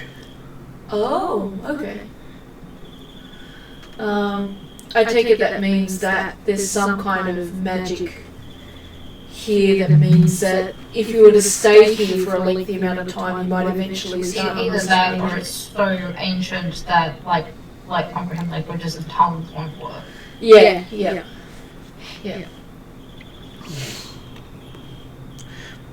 And magic not work in Crater. So The the valley is actually a crater. Do we have a concept of what that is because we know of Red Journey spaceship? You have some idea. Okay, alright. interesting. So when he says magic doesn't work, do we get the full implication of that, or we just presume that like tongues and like? Give me an insight roll. It's like, So what, magic in this Zal area was doesn't work? particularly, asking, so Zal gets to make the roll. Oh well, the easiest way is look at the paladin. Give me a moment until I deal with player. Yeah. non-natural 20. Okay, so you have heard a bit that magic and technology generally don't mix in this world. Oh yeah, from back on the Isle of Dread. Magic generally doesn't pick up technology, technology generally doesn't pick up magic, and in some cases where one's present the other is not, for various reasons. Basically, so there's no rock, paper, scissors where magic's concerned. And yes, you look at the paladin. You don't really hear anything. Oh, so we can look at the paladin without hearing paladin in our head. But isn't that a god's curse, not so much magic? Or is that... It is, but in a lot of cases their curses are also a form of magic.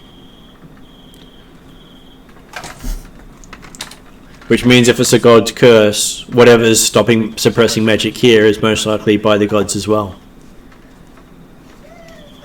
Okay. Has anyone got some alcohol? They don't use alcohol. They say. No, not. No, I mean here. No, not them. Yeah, he just wants to know if any of the party members is carrying alcohol. I don't specifically carry alcohol with me. I carry coffee. You know Zal vehemently doesn't drink I alcohol. could use the jug, the thing to create was a barrel of ale. Do you try to? But the thing is, it's magical. There we are. I know. That's why I was asking. Do you try to? No, that's why I was asking if anyone's got any bloody Yeah, ale. I was going to say technically the jug wouldn't work. Yeah. I take it you're excited then because our friend Pilfring is recognisable to you? He looks like some of the missing crew members. I see. He doesn't seem to recognise anyone here. Is there a reason you wear the face mask? And if we can't see your faces, perhaps if we give you privacy with Pilfring, so Pilfring can see your faces, that might be a good thing. They nod. Okay, so they want to have some privacy with Pilfring. His guardian, if one of us covers our eyes, we don't want to leave him alone with people we don't know well, because we do care for him. And we have been his guardian for some time. If one of us agrees to be blindfolded, may we just be nearby with our backs turned, and if they don't trust, if Yodri's not willing to agree to it, I'll agree not to absolutely not look at them. But at the same time, I don't want to leave Pilfring alone with people we met 2 minutes ago either. I could go with him. I'll just won't observe their thing. So I communicate that we're still worried for his safety because we don't know them well. We're happy to honour their request not to see their faces, but we don't want to leave him ultimately alone. I'm just surprised no one else in our group actually has any alcohol. Well, I They don't generally think don't Zal drink. drinks. The only people who drink aren't here today. Yeah. Does Zal drink? Zal does not drink. Chauvel does not drink. Okay, and I drink coffee. So You know Zal quite well for vehemently not drinking, and when you do see him with alcohol, you always see him with his own mug for some reason. the mug that turns everything into not alcohol. Yeah. So that Oh, it doesn't work at the moment. social normally. There's an irony there that I feel really, I have to say. I'll ask Martin, can I roll a dice and see if I find some kind of alcohol in my bag, because I feel sorry for Yodri, and the irony of him being stuck here where he might be able to have some alcohol just once. Okay, give me a roll. Just a flat D20? check. Yep.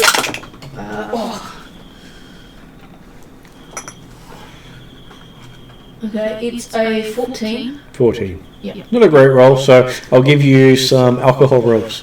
Some alcohol what? Rubs. Oh, really? That's it? Yep. Oh. Medical supplies. Okay. Well, yeah, sorry. Unfortunately, I tried. I did give it a shot. It's not like you would stock up on alcohol for other purposes. No, I'm not. Unfortunately, we're not drinkers, and Yodra is stuck with the wrong people. If Imni were here, guaranteed there'd be a flagon or something. Yeah, the other issue is I've got stuff in the bag of holding, but that's a magical item, so I don't think it's going to work. Yeah, it's not going to work here. Yeah, sorry. The world has lots of non-magic areas.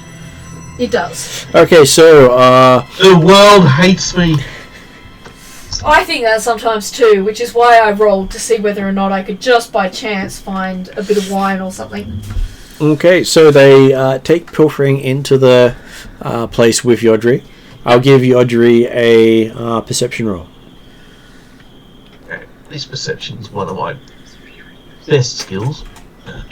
Fingers crossed. If I could cross them. Sorry.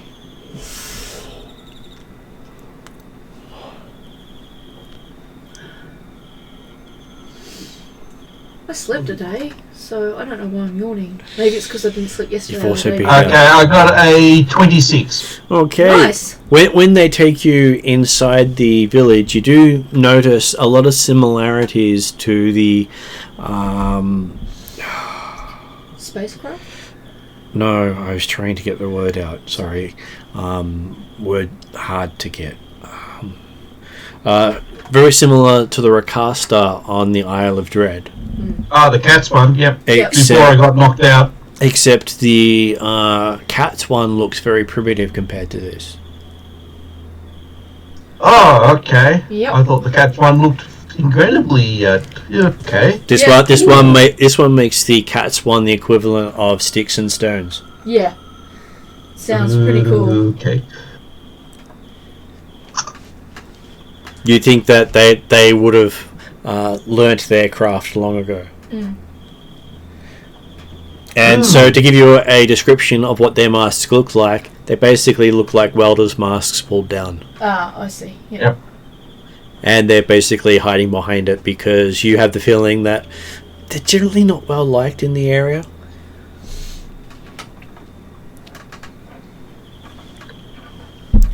And from what you can tell, they have plenty of food inside the village, just not visible from above. Okay.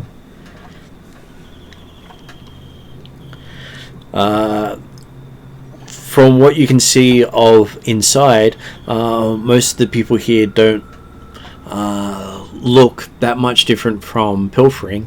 Maybe varying in what you think of as a goblin in 10 years difference. So goblins generally live for about 30 years. Yep. And if Pilfring was like the equivalent of a 5-year-old or less, Yeah. then Of a goblin. Yeah. then most of these look like adults. Okay. So they look like adult versions of Pilfring. Can you remind me, what does Pilfring look like again? He looks like a little goblin. Okay. But So he- green-skinned, Right. pointy ears, but longer he's than not, most he's elves. definitely not a goblin though. He looks like one. He looks like a goblin, Yeah. but his lifespan is more than 100 times what a 400 something, Yeah. isn't he? Yeah. We got the idea of. Okay. And you get the feeling that Pilfring's able to talk with them, just not with you. And can they translate any of what Pilfring's saying to? Oh well, I'm not there. Sorry. You're there, Yodri. Yep. My apologies. That's alright. I'm just curious after all this time. Yep. So they're chatting away, so we'll just wait there calmly with what's going on. You just Seeing- see, most you can see mouths moving, gestures happening. Most of it seems to be in a language you just can't hear. You're not sure if it's above your hearing range, below your hearing range, or just something you're not permitted to hear. So you have a sense that these are his people, but no sense of answering any of those questions. That's really frustrating.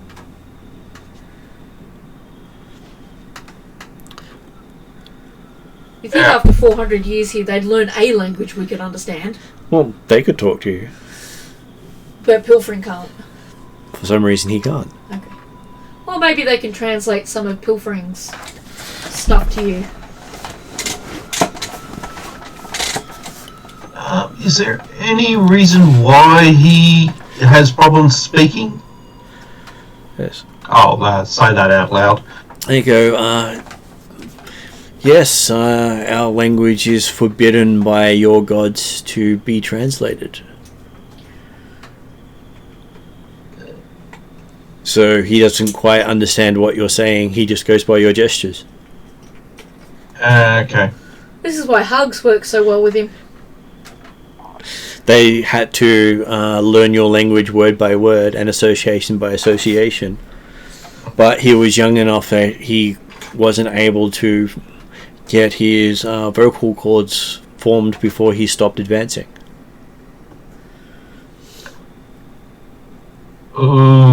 Okay, so what do you mean by stop advancing? We haven't aged since we came here, they said. They say to you. So that's the reason why he's unable to speak, because he hasn't been able to grow old. Hasn't been able to grow at all. No. He will only grow when we return to our universe. Okay, that's very depressing. Or time, it's a bit hard to tell which is which. God, what a lonely 400 odd years for him. No one to Yeah, talk I'm to. saying being depressed. Yeah. And after a while, they give up trying. Yeah, well, it's a good thing we managed to get him here then. He can talk to these people. Let's go put the cat under the blanket. Do you get a sense that you'd be happy leaving him here then?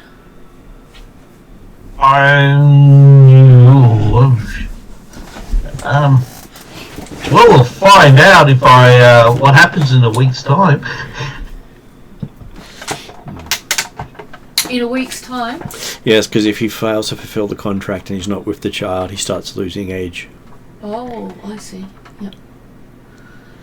Oh, I see. I remember the contract. Yeah, I don't remember the exact wording of the contract. Yeah, basically age, what was it, 1 year per week. And you can't drink alcohol, so if you go back to a town after this and can drink alcohol, you'd think you've fulfilled your end of the contract. Yeah. Well, I guess that's one way to check it. At least we know where to come back to. Is that you. okay for now? Pass me that one. Thanks.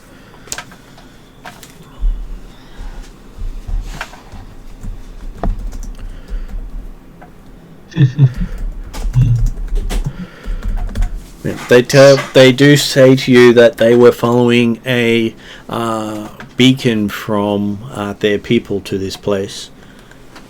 Though the beacon's timestamp was out of sync. Okay. This could Okay. be Redrian, maybe. Basically, it had the properties of their people, but said it was from many years in their future. Okay. Maybe not Redrian? Maybe there's more than one spacefaring race here? We know the Tabaxi are a spacefaring race, don't we? Yeah, we've got the cats. So, but they're definitely not their people, even from the future. It'd be quite an interesting evolutionary change if you went from little green goblin-like people to cat-like people. And probably, have we ever met Redrian? Do we know what he looks like? He is green-skinned as well. Oh, well, there you go. But he is medium-sized, so he could be an ancestor of it, or a descendant. Yeah, he could be Redrian's people. Has Redrian ever showed an interest in Pilfring? Not that you could tell. Okay. The problem is with that is that's all magical based and they're science based. Redrian he's tracking down science-based things and technology, even though he uses magic in this world to do so. Seems to be one of the few people who is able to mix magic and technology from my observances and experiences over the last X amount of sessions. But you've also noticed Redrian hasn't interacted with Pilfring. No, he hasn't. And that might be a temporal thing. It might be the same reason why Drazzle won't go into the Sultan's palace while he knows that a younger or older version of Drazzle is also in that palace. It might be that he doesn't interact with Pilfring to protect Pilfring or himself from some sort of temporal anomaly. Drazzle knows a lot about those things. Yeah. It's very easy to wipe oneself out. Yeah. So, if you really wanted to go far-fetched, you could even go so far as saying that if Redrian is a future self, he could be a future descendant of Pilfring. But I did say far-fetched. Barton's laughing, so I'm guessing that that's the applicable term. Although sometimes he laughs when I accidentally get it right, no matter how far-fetched it is. Well, I'll never tell. No, you usually don't. On rare occasions you do. When I'm showing real distress at not being able to figure something out, you'll tell me what the answer is, and then like about an hour later I've forgotten that you told me, and I'll still be trying to figure out a problem. So yes, you have managed to find that there is a group of people here that, amusingly, Wednesday night's group could have told you about long ago. Okay. Because they came across them when Jeremy was playing back in 2010, 2011. Wow, like that's a decade ago. Yeah. Is this the same D&D group that is still playing? Yeah. Jeremy's Wednesday, playing the character from that game. The Wednesday not Draknima.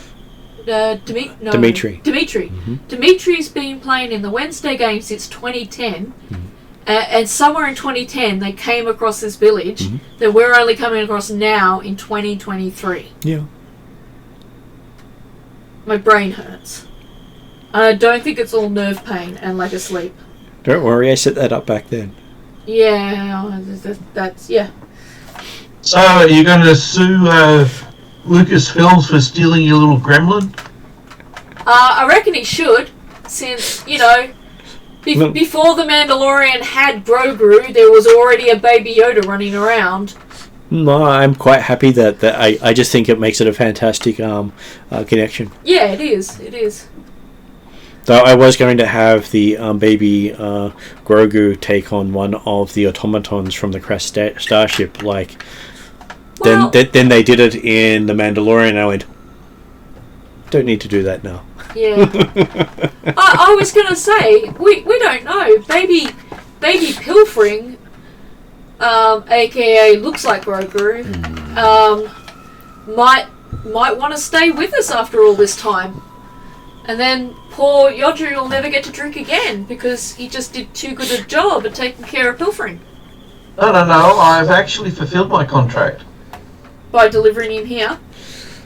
We will find out. You could ask if these people have any alcohol. They already said they didn't. Did they? Okay. I did tell you I've got like a 2-second memory, right? So, does I call him Pilfring? What is his name? Yeah. They mouse move, but nothing comes out. Okay, yeah, it's going to be one of those Okay, again. so I'm cursed as well. Actually, are you cursed or am I cursed with the language barrier thing? I think they're cursed. Or is the language cursed? They can hear the words. Yeah, they can hear the words, but we can't. So, it's, I think it's a world curse. I think while they're here, because the gods have banned it, no one else in the world can learn about them. Is that right? Well, the gods themselves can't find them. Interesting. I don't suppose you guys would be interested in helping us take up arms against this dude called the Master. It's really bad news. They've heard about him, but they fear what happens if he gets hold of their gear. Yeah, no, I did not mean that in any serious context. I'm not even there right now. It's just Yodri and Pilfring and our two guys who we don't know the names of. They just ask that you not tell anyone of this village or where it's found. Would that include Redrian? They don't want any outside force knowing where they are because they have seen their technology abused. Do they know of Redrian just by chats? They do not know of Redrian. Okay. So do you know about the cat race? Tabaxi? They have met the cat race before. They hide from them. I wonder why. They're not as advanced. But is that who you're actually hiding from? No, they're hiding from the multitudes of peoples who would abuse science. But, okay, let's see. The people who abuse science, they'll be the gnomes. No, they say it's the world they're on, which is why they're not part of the world. So, since this beacon's out of whack, you don't know how long you're going to take for your rescue team to appear. They were the rescue team. Okay, but you're stuck here as well. Yes, they don't know what happened to their ship. Do you tell them about where we found their ship? Yeah, well, do you know where the ship is located? The other ship? They don't know where anything else is but this mountain which they crashed on after their ship went down somewhere else. Okay, cool. We should be telling them that. They took an escape pod. Basically, since I'm also skilled in navigation and that, I will draw them a map of saying, you're here, this is where the ship is. Maybe they might be able to get home. Wouldn't that be good? Because that's such a sad story. If they can find their ship... Geez, I'd be willing to come back and help them find their ship if they wanted someone to take them back to their ship. If that becomes an option, that'd be something I'd do. Their ship lost power when it arrived on the planet. But they might be able to... If they found their ship, they could work on fixing it. The thing is, I know how it would fix it, but it's also a bad thing for them to be able to fix it. But it depends. If they take their ship and go home, then... No. Basically, if the Master succeeds, which basically was it destroys all magic, is that correct? No, that's if Galantry succeeds. So if Galantry succeeds, these guys will be able to leave. Oh, okay. Alright. Is that good if Galantry succeeds? Yeah, if No. Galantry is rumoured to be wiping out all magic. Okay. Don't know how quickly though. God, this is hurting my brain, going in circles. Whereas Alphatia is wiping out all the Galantry. people of the region who might know about Galantry and what Galantry's doing. This is why I keep my head out of the news and world politics, because there's too many wars in too many places and you don't know who to root for.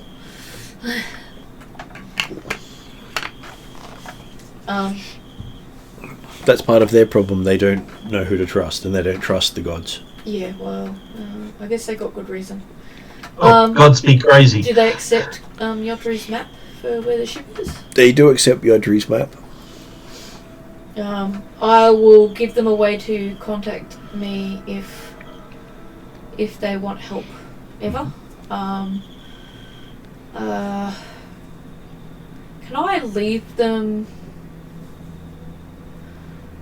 I guess, a map of similar sorts that they can, like, they send a bird or something? Because I'm a druid, so if they were to send me like an animal of some sort, they could just tell me mountain people need you. Would I be able to set something like that up if I You possibly could, but you're not sure they can. Okay. They could probably send a message somewhere. Yeah. But generally not via animals. Oh, okay. So they could send a message if they wanted to get in contact. Well, I'll try and set something up with them. So if they do decide they want some help, we're happy to help. I'm fairly sure Pilfring will. They give you a little black box. It's got dials and switches on it. Okay. Do I need to know what to do with this little black box? You push button, talk. Okay. All right. I put the little black box in a very safe spot. If no noise, don't push button. Okay. Fair enough. They don't speak your language that well. No. I'm guessing they don't. I'm hoping I'm intelligent enough to figure it out if they need it. If it starts squawking at me, I presume they want me. I'd say that... So they can't reproduce pictures? Not yet, no. Or at least not here. Mm-hmm. Well, you think this is one of the low-tech things they're handing out. Low techie. So, is Pilfring happy to stay here? They pause and think and go, Pilfring not unhappy? Pilfring not particularly happy? Pilfring not know why Pilfring's stuck here? Can you guys explain that to him? Pilfring not advanced enough to understand. Oh, Pilfring been a child for over 500 years. yeah. Okay. That sucks. Have you got anybody else of his age here? None left of his age.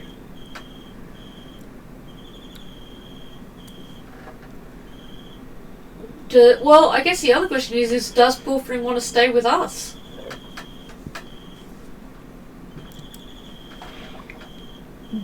Let's see.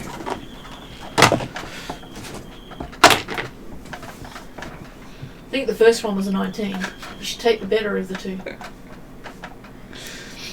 Seems Pilfring is happy to stay here for now. Okay. Well, if that ever changes, use the black box. We'll notify. Yep. I was waiting for, yes, Pilfring could say yes or no. Yes, yes, yes, no. Spoiler alert for people who haven't seen Mandalorian. So yes, so you seem to have found a home for Pilfring.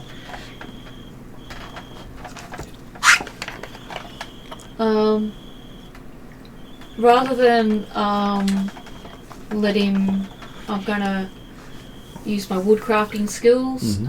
Do a bunch of little playset figures of the party for him to have.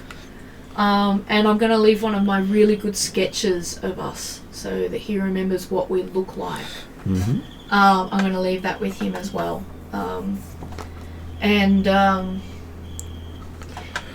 If the little green men like the coffee, I'll leave them with seedlings to grow their own coffee from. Okay, give me a d20 roll and add 4 to it. Oh, I think that's a 19. 19. Yeah, it is. Rolled a 19? Yeah. Okay, so 19. you have quite decent little figurines of everyone. Yep. Nice. Even a little Pilfring. Nice. I'm going to miss Pilfring quite a bit. Alrighty.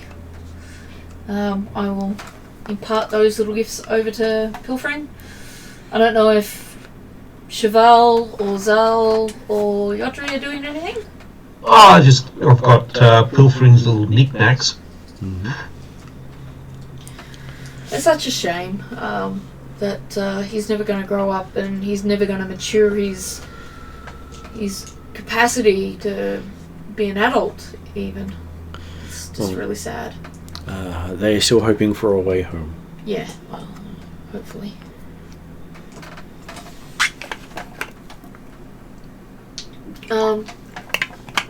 Zal or Cheval? What does I presume at some point we came away and joined the rest of the group since you were letting me So can the Tabaxian actually help them? They say no because the Tabaxian's technology is too antiquated. Okay. I think Ross is a bit like me. The did you say Tabaxi? Don't you mean the Rakasta? The Rakasta stuff is also very antiquated to them.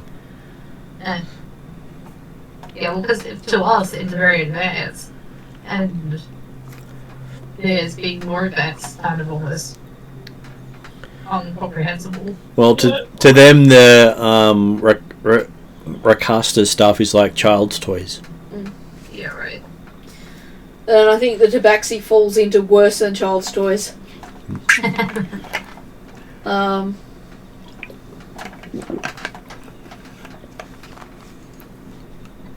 they say that the Tabaxi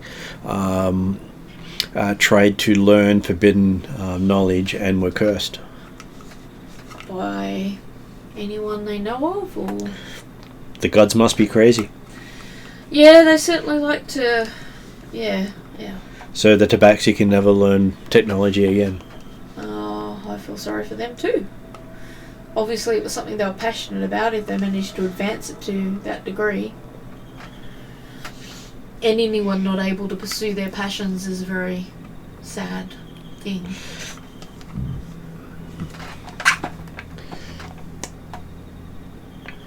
They wish you well in your travels, and they do thank you for returning their lost Crew member.